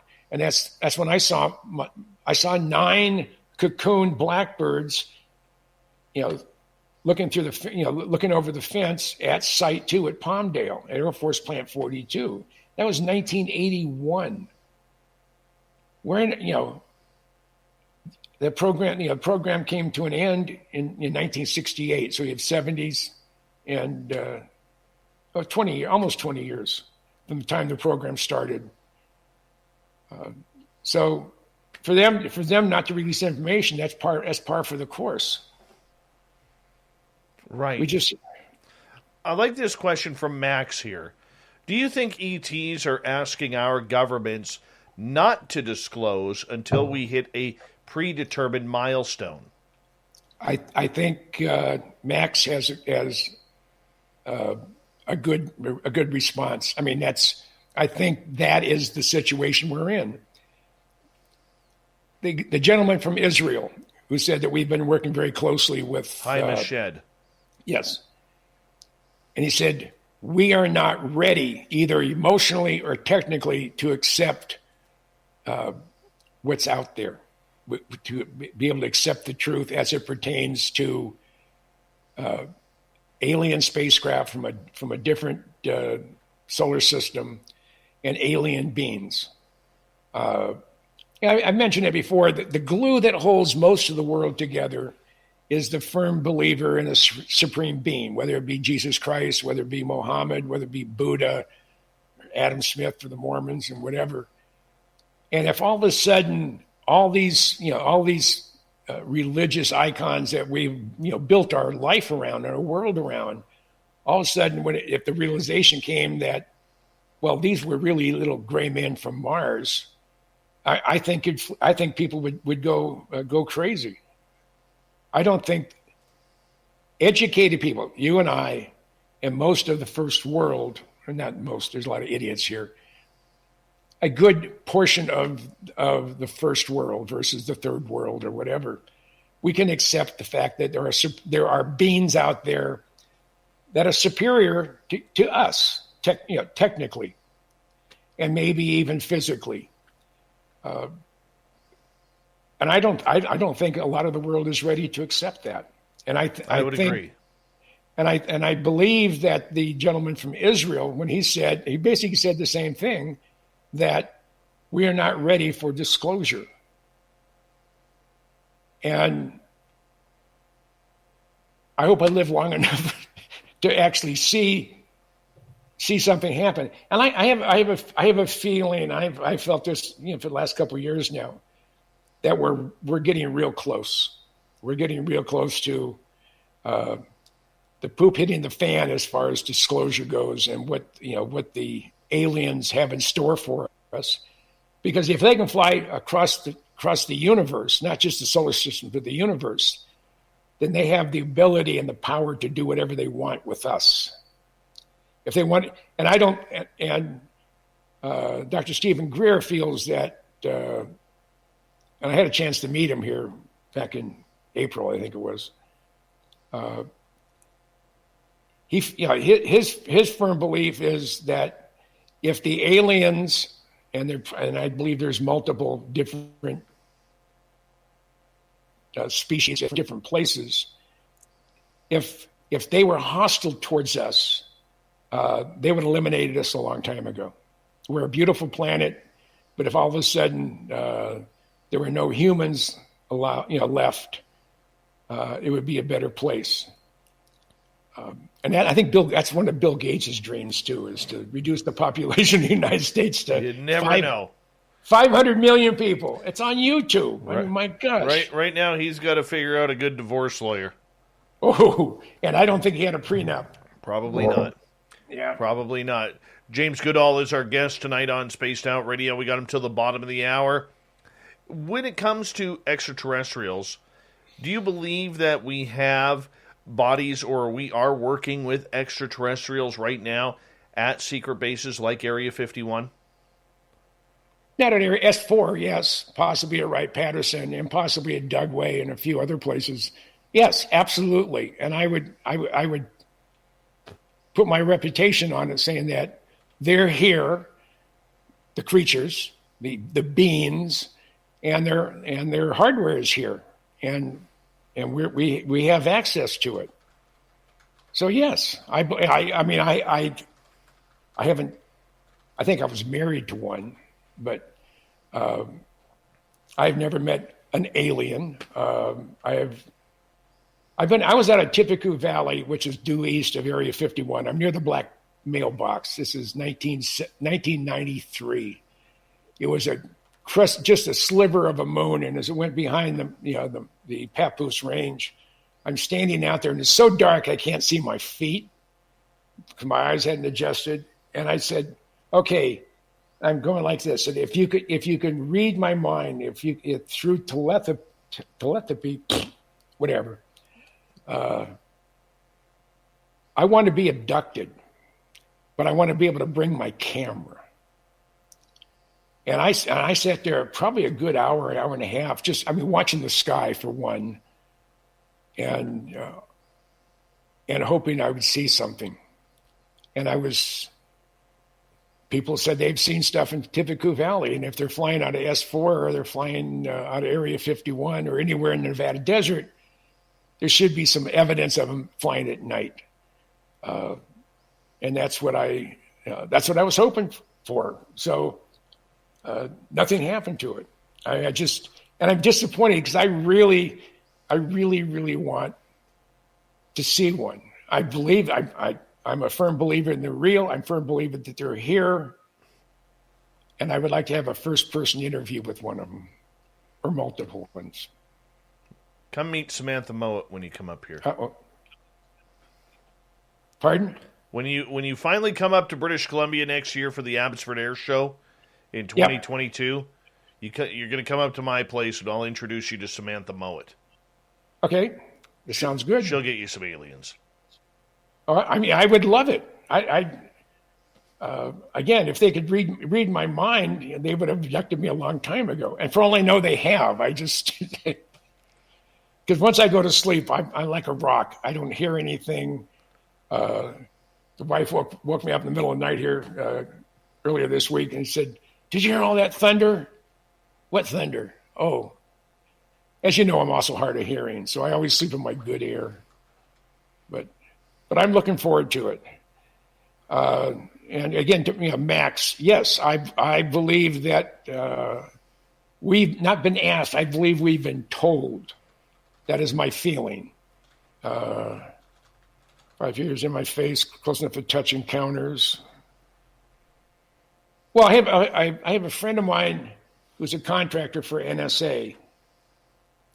And when they made the announcement, Tucker Carlson and the New York Times said that we have things that are not made of this earth.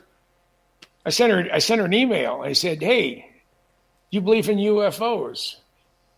And she said, "Why? Did you see one?" I said, "No, but they're talking about it on the news." And all she says, "I can't comment on this platform electronically, but they're here."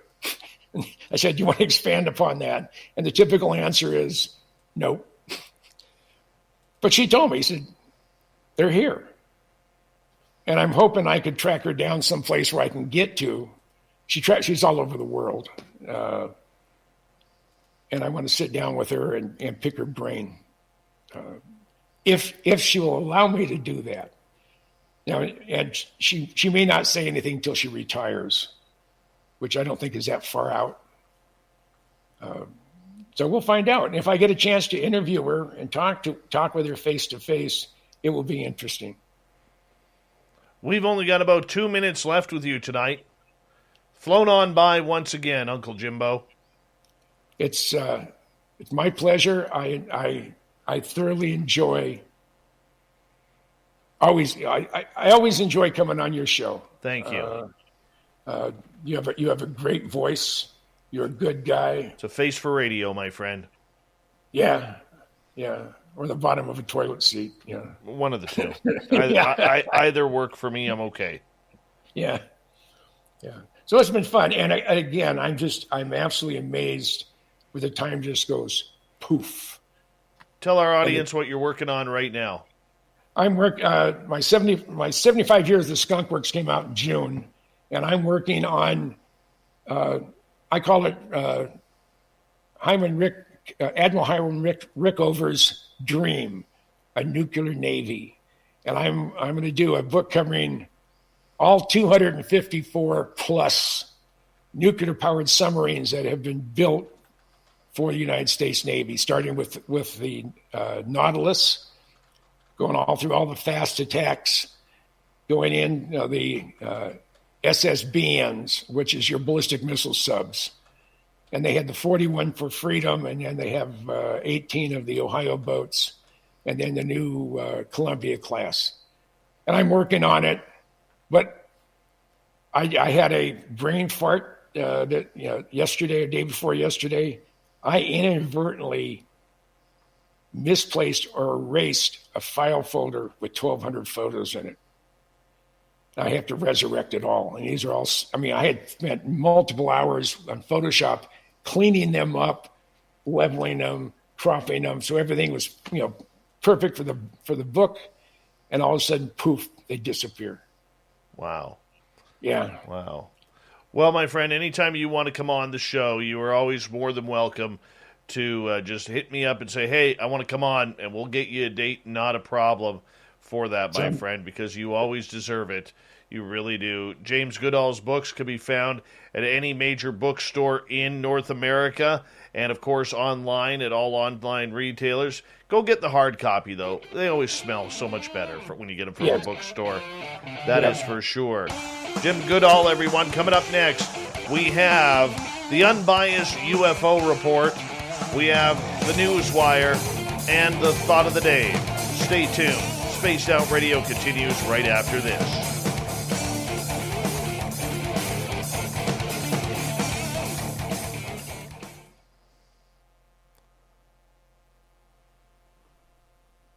Jim fucking Goodall, right there. As usual, it was fun. It it was a fun. Oh fun God, I evening. love it when you're on. Love it Well, when you're on.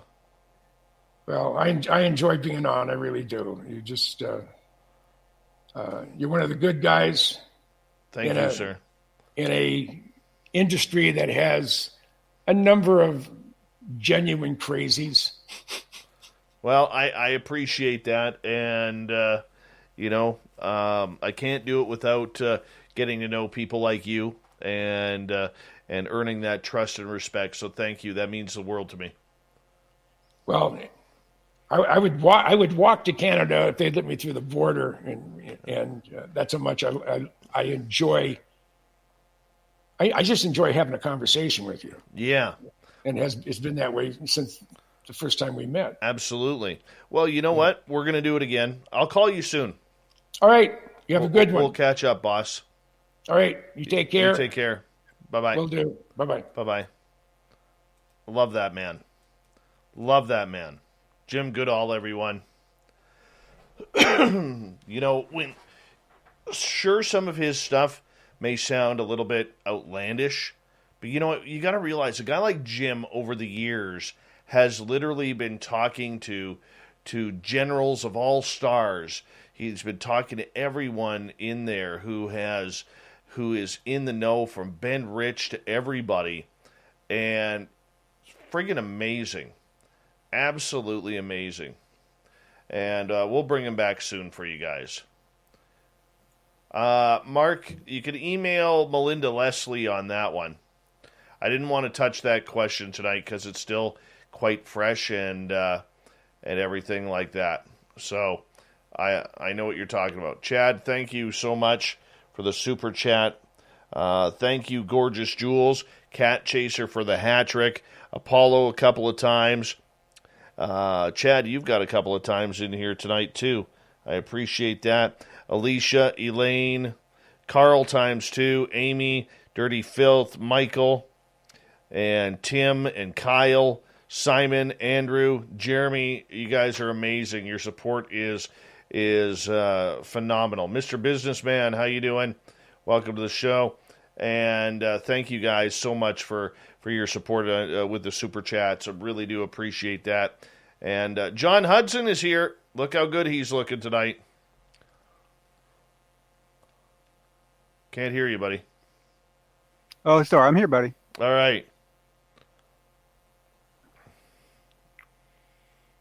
Man, I love listening to Jim talk. Oh, me too.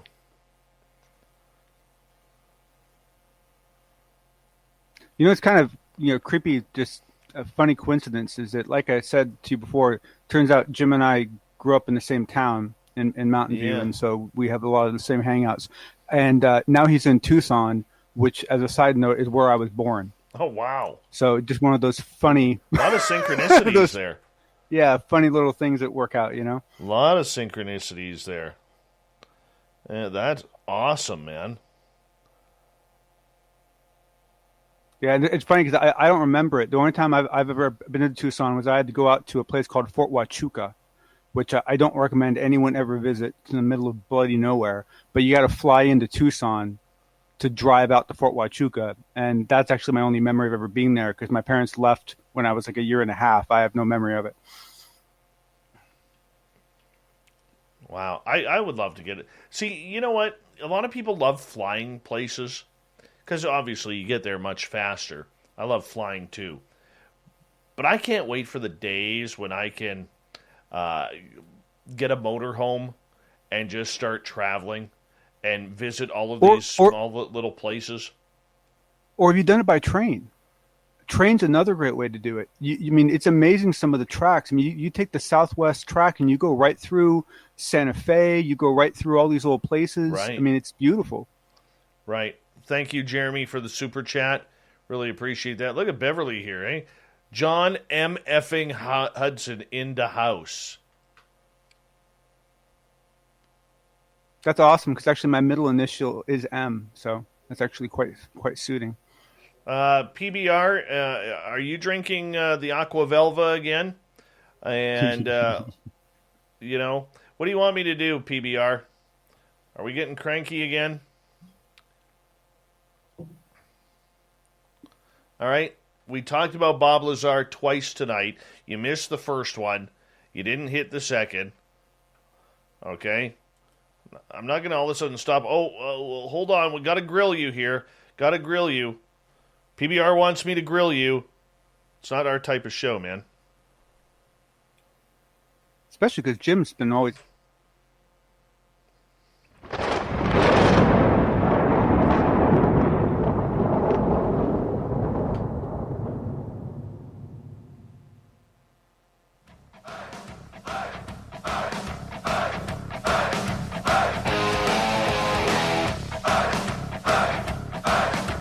Rounded third. We're heading for home tonight on Spaced Out Radio. My name is Dave Scott. Thank you so much for taking the time to join us. Really do appreciate earning your listening ears wherever you are on this beautiful planet we call Earth.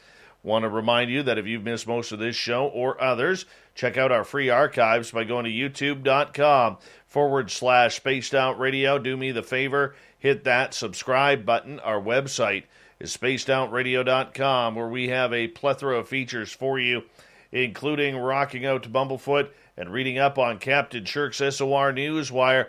Follow us on Twitter at Spaced Out Radio and on Instagram, Spaced Out Radio Show. It's time for the Unbiased UFO Report.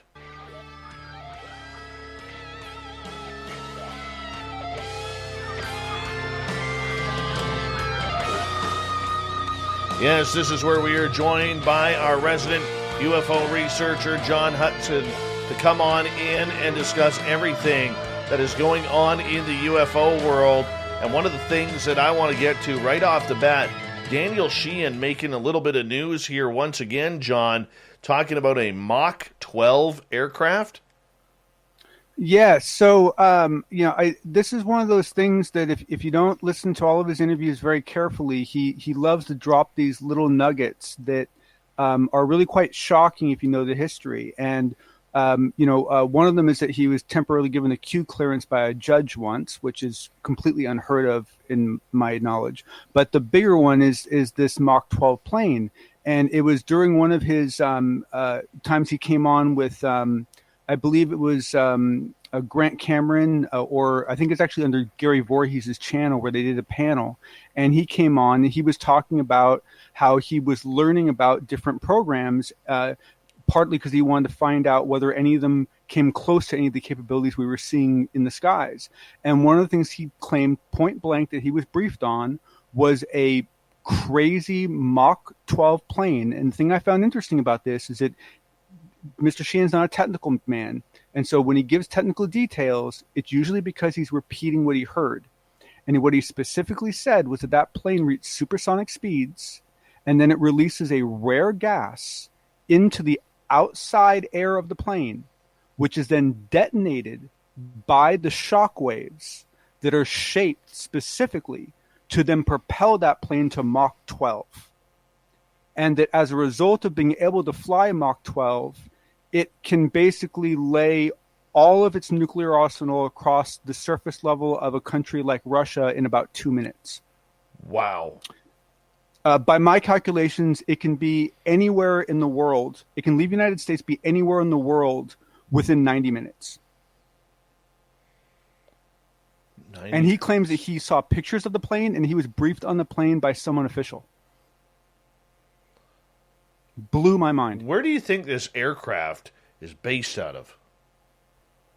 Oh, I never understand why people have trouble guessing on that. Like, the United States has, I think we have more bases outside of the U.S. than most other countries have bases inside their own countries. We have bases everywhere. I mean, just Diego Garcia alone, all the DOE sites where they bury all the nuclear waste. You could stick a whole fleet of planes in those underground areas. There's so many places you could hide these planes, especially if you can go Mach 12, so it doesn't care. You don't care where it launches from.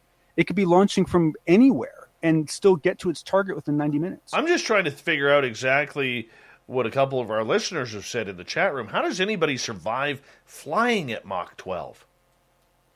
Well, what's interesting is what you would need an inertial mass reduction device, which, as a side note, is exactly one of Paez's patents that everyone likes to poke at. As a side note to our previous conversation with Jim, another one of Paez's patents is on a compact fusion reactor, which is an improvement on Lockheed's design, which has gotten all sorts of positive feedback and accolades. And that patent is very well respected, and I believe works into the program that Jim was talking about. Incredible. Nothing to do with the Aurora, a completely different new aircraft. Well, this is the question, and that's the other thing that one of these days I'm going to ask Jim about, because an MOD release was given a couple months ago where they showed pictures of that triangle craft, the same one that Nick Pope claimed he had a poster of in his office that disappeared. And in the document that surfaced, they specifically mentioned the Aurora program as being one of the projects that is marked for non-conversation, non-dissemination, repeating within their world. I forget they have a technical term for it. It's something, I think, Delta 12 or something like that. I forget the exact term. It's in the document I sent you. And they basically said point blank that there is a plane called Aurora that is marked, U.S. top secret, that no one's allowed to talk about. And in that same folder was a photocopy of that triangle craft that was on Nick Pope's wall. So that implies that plane is Aurora. Now, we didn't see the plane that Danny Sheehan saw, but he did say it didn't look like a plane. It looked very, very weird. And so it's possible that the plane Danny Sheehan was talking about and the Aurora are the same thing, because it is somewhat unlikely that you would have two completely different Mach 12 programs. Unbelievable. I mean, can you imagine, and I want to believe this so bad, John, but could you imagine if this was 100% true, that it was out there in the public? Wow. I mean, I'll be honest with you. I personally, I don't believe that I believe what Danny Sheehan said, because my understanding is that he received that information in a somewhat, he didn't say this specifically, but the way he told the story, I got the impression he got this information in the pursuit of his job, like in a case he was working on. And so, it was offered to him.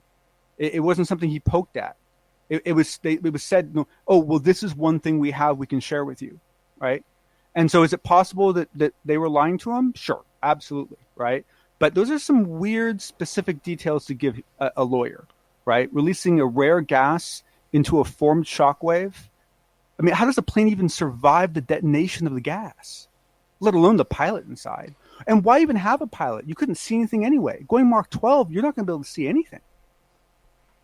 The world's going to be going by so fast that, I mean, you'll be like that Quicksilver character. I mean, it would be insane.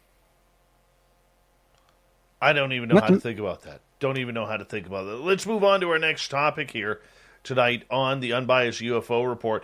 J.J. Abrams, who's known for Star Trek and Star Wars 7 and 9, has got a brand new 4-part UFO show on Showtime. Tell us about it. Yeah, so a couple of us heard rumors about this, so it wasn't a total shock. But the fact that it's so far along, at least, was shocking to me. There's a trailer out that you can watch, and I believe, I don't remember off the top of my head exactly when they said it's going to be released, but it's going to be soon, and essentially it's going to be on Showtime only. So it is part of his contract that he has with I think it was Warner was who he signed the contract with. Essentially it's going to be a 4-part. And what's interesting is that his work is more of a standard documentary, whereas the other big project that HBO is doing, that is going to be a fictionalization of the story, where they're going to tell the story of Christopher Mellon, Louis Elizondo, Leslie Keane, probably Ralph Blumenthal, a couple others, and they're going to actually stitch it together as a story and try to tell the story of what happened. But our understanding is that they're going to use actors and it's going to be fictionalized, whereas what Abrams is doing is more of a classical documentary, but done with his level of gravitas, his level of finesse. I did see one of the previews, and it involved Kevin Day. and Gary Voorhees, who Yep. Kevin Day Who looked and good. Gary Voorhees were both on the USS Nimitz back in 2004, and it was Kevin Day who actually called on the jet fighter pilots like Alex Dietrich and David Fravor to go intercept the Tic Tac aircraft. And Kevin is still a little messed up over that, and I don't say that to be, trite about him or anything like that, but this has affected him big time. No, it's an important thing to point out because it has, and he handles it very well, and he has nothing to be ashamed of. What he went through, especially from where he came from, would actually do much worse to most people than what it's done to him. But it's important to point out what it has done to him because it helps all of us empathize with other experiencers. So what do we expect from this? Are we going to see the same talking heads, saying a bunch of nothing? Because usually what happens when somebody steps into the UFO world, they don't bring in a lot of new voices or new faces. They always bring in the same faces every time, whether it's Nick Pope or Richard Dolan, and nothing against those people, but, there's not a lot of fresh blood in there. Yep. No. And I think there's a good chance that the way Abrams looks at it is that he's breaking that mold by essentially bringing in Kevin Day and Voorhees and others who are not classically major players in the UFO community. I don't know. I mean, my challenge with it is it even like, let's say he got some original footage, right? I mean, he's got connections. I mean, who knows, right? So let's say he gets some original footage and he shows it. Who's going to believe it? This guy made Star Wars and he made Star Trek, right? I mean, it's like this guy's good at creating fantasy on the screen. So I really don't know if it's going to have the same kind of weight that it would by someone else. So I think ultimately it's going to be a very pretty package. It's going to be it's going to be the BMW, the Mercedes class product for people that want to consume what we've been consuming for the last 5 years, but consume it in a very nice, very clean, very pretty package, which is important for a certain part of the market.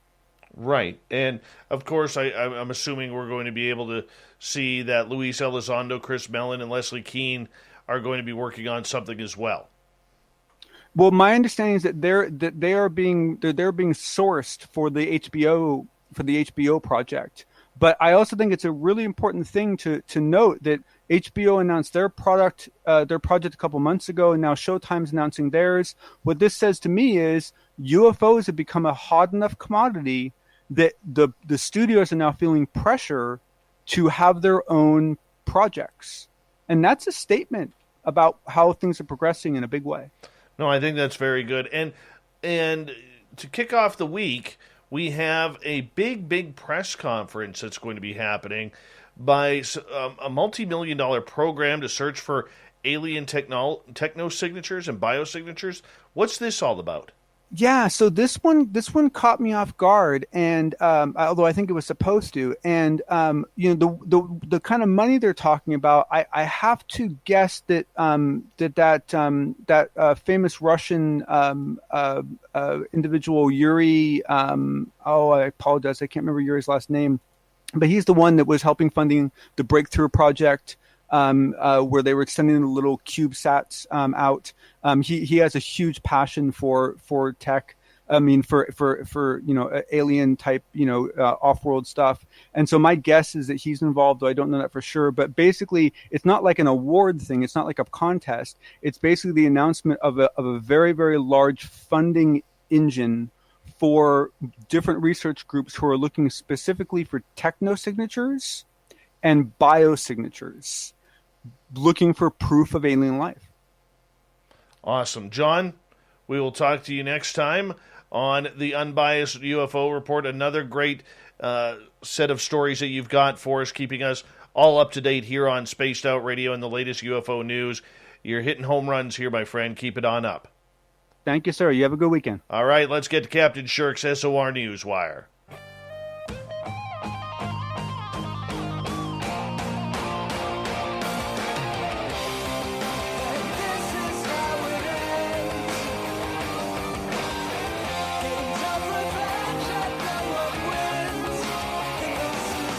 The news is always changing, which is why we bring you the SOR Newswire at the back end of every show, where we get to the weird, the wacky, and sometimes the disappointing, and we get to be disappointed at Jeff Bezos. Why? Despite flying to the edge of space, Amazon founder Jeff Bezos does not qualify for his astronaut wings after the U.S. Federal Aviation Authority tightened its rules. Bezos and the crew of Blue Origin took off from their base at Van Horn, Texas at 9:12 a.m. Eastern this past Tuesday, and the 52nd anniversary of the moon landing. They ascended for 4 minutes before floating autonomously on New Shepard rocket boosters separated, leaving them floating in zero gravity for 4 minutes. It is the autonomous portion of the space flight that will see Bezos, his brother Mark, Wally Funk, and Oliver Damon miss out on their FAA-approved wings. In order to qualify, they have to make a contribution to the flight and to human space flight safety while traveling beyond the 50-mile mark defined by the FAA. It is possible Wally Funk may be given honorary astronaut wings by the FAA for demonstrating an extraordinary contribution to human spaceflight. Even if Bezos doesn't get his wings, it doesn't take away from them going into space, as Blue Origin's New Shepard easily passed the 50-mile mark. This made Bezos is the richest man to go into space. Wally Funk is the oldest, and Oliver Damon the youngest at just 18 years old. So far, only Virgin Galactic pilots flying the space plane from the cockpit and Chief Astronaut Bess Moses, who flew solo in the cabin on a test flight, have been awarded the new commercial FAA astronaut wings. Nobody from Blue Origin qualified, with Blue Origin New Shepard spacecraft controlled entirely from the ground with no input from the crew on board. The FAA criteria was not met. This could put the entire space tourism industry in doubt, experts predict, as passengers on the various spacecraft wouldn't get their wings. It is possible a new category of space tourist or commercial astronaut is created to describe those who go into space purely as a passenger rather than crew or pilot. So in other words, you could spend $25 million to go up in space, and all you're going to get is the lousy t-shirt. Here's one locally. A wildfire attack crew looking for a newly started forest fire in Garibaldi Provincial Park, just north of Vancouver, didn't find a fire. Instead, they found a man who had been missing in the rugged backcountry for a couple of weeks. Squamish RCMP say the hiker missing in the park for 2 weeks was found safe. 33-year-old Daniel Ring they started searching for him on July 9th. Brian Zandberg, an information assistant with BC Wildlife Services and Coastal Fire Center, said a 3-person crew and a helicopter pilot were on their way to investigate a report of a fire when they spotted the man. They saw somebody down on the ground, arms waving and signaling for help. The area where Ring was spotted is very remote. I can only imagine being lost for 2 weeks. I look at the map, and he was in Elfin Lakes, where they found him. It's quite a distance. Police say Ring had been dropped off in the park on July 7th for a solo trek and was reported overdue when he failed to meet up his plan. The statement from RCMP say there was a literal cheer in the detachment when members of the Coast Fire reported they had found the man. Corporal Angela Kermer did not provide an update on his condition, but police said they have connected him with his family. That's kind of cool.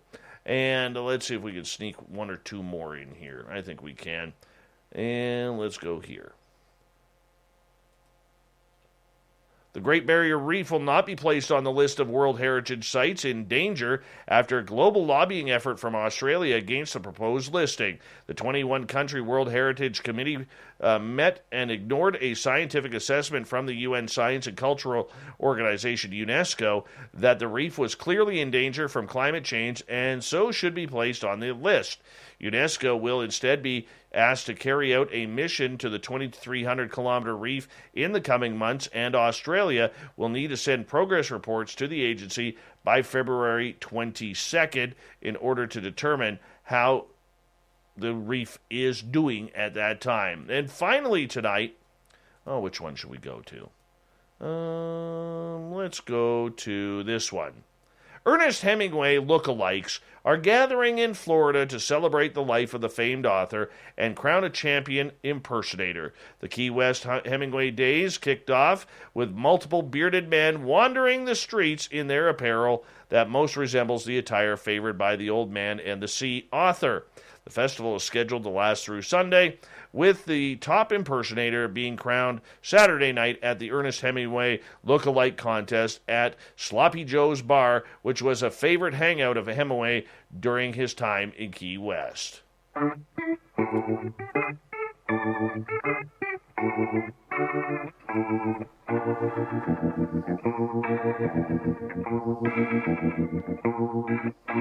Thought of the Day happens every night at this time, where we ask a question on our Facebook and Twitter pages, then read your responses on the air because we love the audience participation around here. Today's Thought of the Day is as followed. What's your opinion on who made the Tic Tac UAP? Eric, not terrestrial, either aliens or interdimensional. Davey, maybe the Tic Tac wasn't made, perhaps it was born, or maybe it was manifested. Melinda, not us, something much more advanced. Catherine, oh, the operator just got to move the mouse off the screen. Bobby, it's either a publicity stunt by the Ferrero corporations or it's the one-eyed, one-horned flying purple people eaters. Ray, not from our timeline, possibly AI controlled. Craig, Michael Turber, who then flew into North Korea as a show of force, or he lied about it. Arlie, government, who knows really? Bob, advanced AI doing surveillance for NHI. Tim, not us, and if we did, the government has some explaining to do. Thank you to everybody participating in the Thought of the Day on Facebook and Twitter. Thanks to Captain Shirk for the news, John Hudson for the unbiased UFO report, and James Goodall for a great interview tonight. We got Mr. Ron Bumblefoot Thal rocking in the background with Little Brother is Watching. Bumblefoot is the official music of Spaced Out Radio, rocking us in and out of every single show. Get your horns up for the guitar god himself. Special thanks to everybody listening in at home, at work, in your cars, wherever you may be. Thank you to everyone tuning us on YouTube, LGAB, Revolution Radio, Twitch, Spreaker, Facebook, the Space Travelers Club, and all those paying attention on Twitter tonight.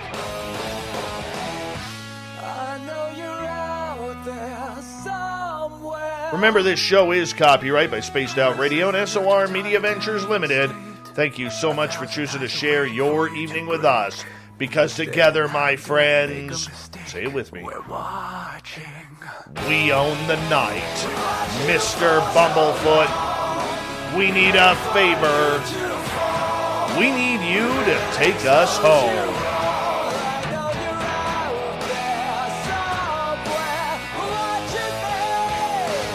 Yes, the Woo Train has docked for the night, but soon, my friends, we shall ride again. Your seats are always available. Your tickets never expire. And if you want to bring a friend, we've got room for them too. Good night.